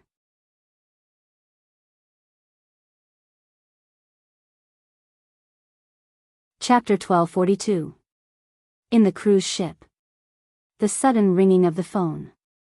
This caused the few people who were training to stop their movements one after another. Qin Mo glanced at the boss on the surface. Answer it. Prince glanced at the caller ID, waiting for the people beside him to put on their earphones before answering. Hello. Hello. It was Scorpion's number, but at this moment, the voice changed. I heard that you are interested in doing business with me. Prince maintained his carefree persona. Who are you? Kawang. The moment the two words came out, Prince stiffened. Prince froze, his expression changing in an instant. Why? Don't you know me? Kawang seemed to be guessing his thoughts all the time. That was the reason he gave off such an oppressive aura. Prince listened to the voice beside his ear. Unknowingly, he felt a chill at the back of his neck. If his boss hadn't been sitting in front of him, tapping the table, he probably wouldn't have known how to reply. Of course I know you. Prince smiled. I've heard many legends about this title in the MT region. However, I'm most interested in how many good items you have. Kawang didn't come to a conclusion. He glanced down at the crippled person and took the handkerchief from the person beside him. He wiped the blood off his fingers, not saying a word. Instead, he turned around and shook his finger. Only an "ah" sound could be heard. The scream of pain shocked not only Prince, but also Magician and the others. Their fingers froze. Qin Mo was the only one who didn't move. He just sat there, his face elegant, as though he wouldn't be surprised no matter what he heard. At this moment, Kawang chuckled. I'm really sorry, I just settled some internal matters and caused a commotion. I had no choice, there are always people trying to sneak in. This time, it was the special forces from China. They thought I wouldn't be able to find them, it's really, Kawang didn't finish his sentence. But through that painful scream, Prince could imagine what it was like on the other side. He couldn't control himself, clenching his fists. Magician gritted his teeth as well. Everyone was furious, including Wolf, who had always been indifferent. Prince couldn't take it anymore. He tilted his head, his breathing rising. Qin Mo was one step ahead of him, reaching out to block the microphone. The deepness in his eyes was like a calming stone, allowing Prince to adjust himself. Then, he smiled. Is he really a fool? They've always been like this. I caught a few of them and threw them into the high seas to feed the fish. Kwang's voice was gentle. I didn't expect us to have the same thoughts in this aspect. But my way of handling things is slightly different from yours. I won't feed them to the sea. The injured ones will be more useful as hostages. Do you think the Huaxia Special Forces will think of a way to save their comrades? Prince's fingers tightened, but he had to maintain the image of a nouveau riche. Who cares if they come to save us? That's your concern. I only care if I can earn money. You're tuning into the Dreamy Love Stories YouTube channel. Don't forget to subscribe and join us on this journey to catch the most captivating stories.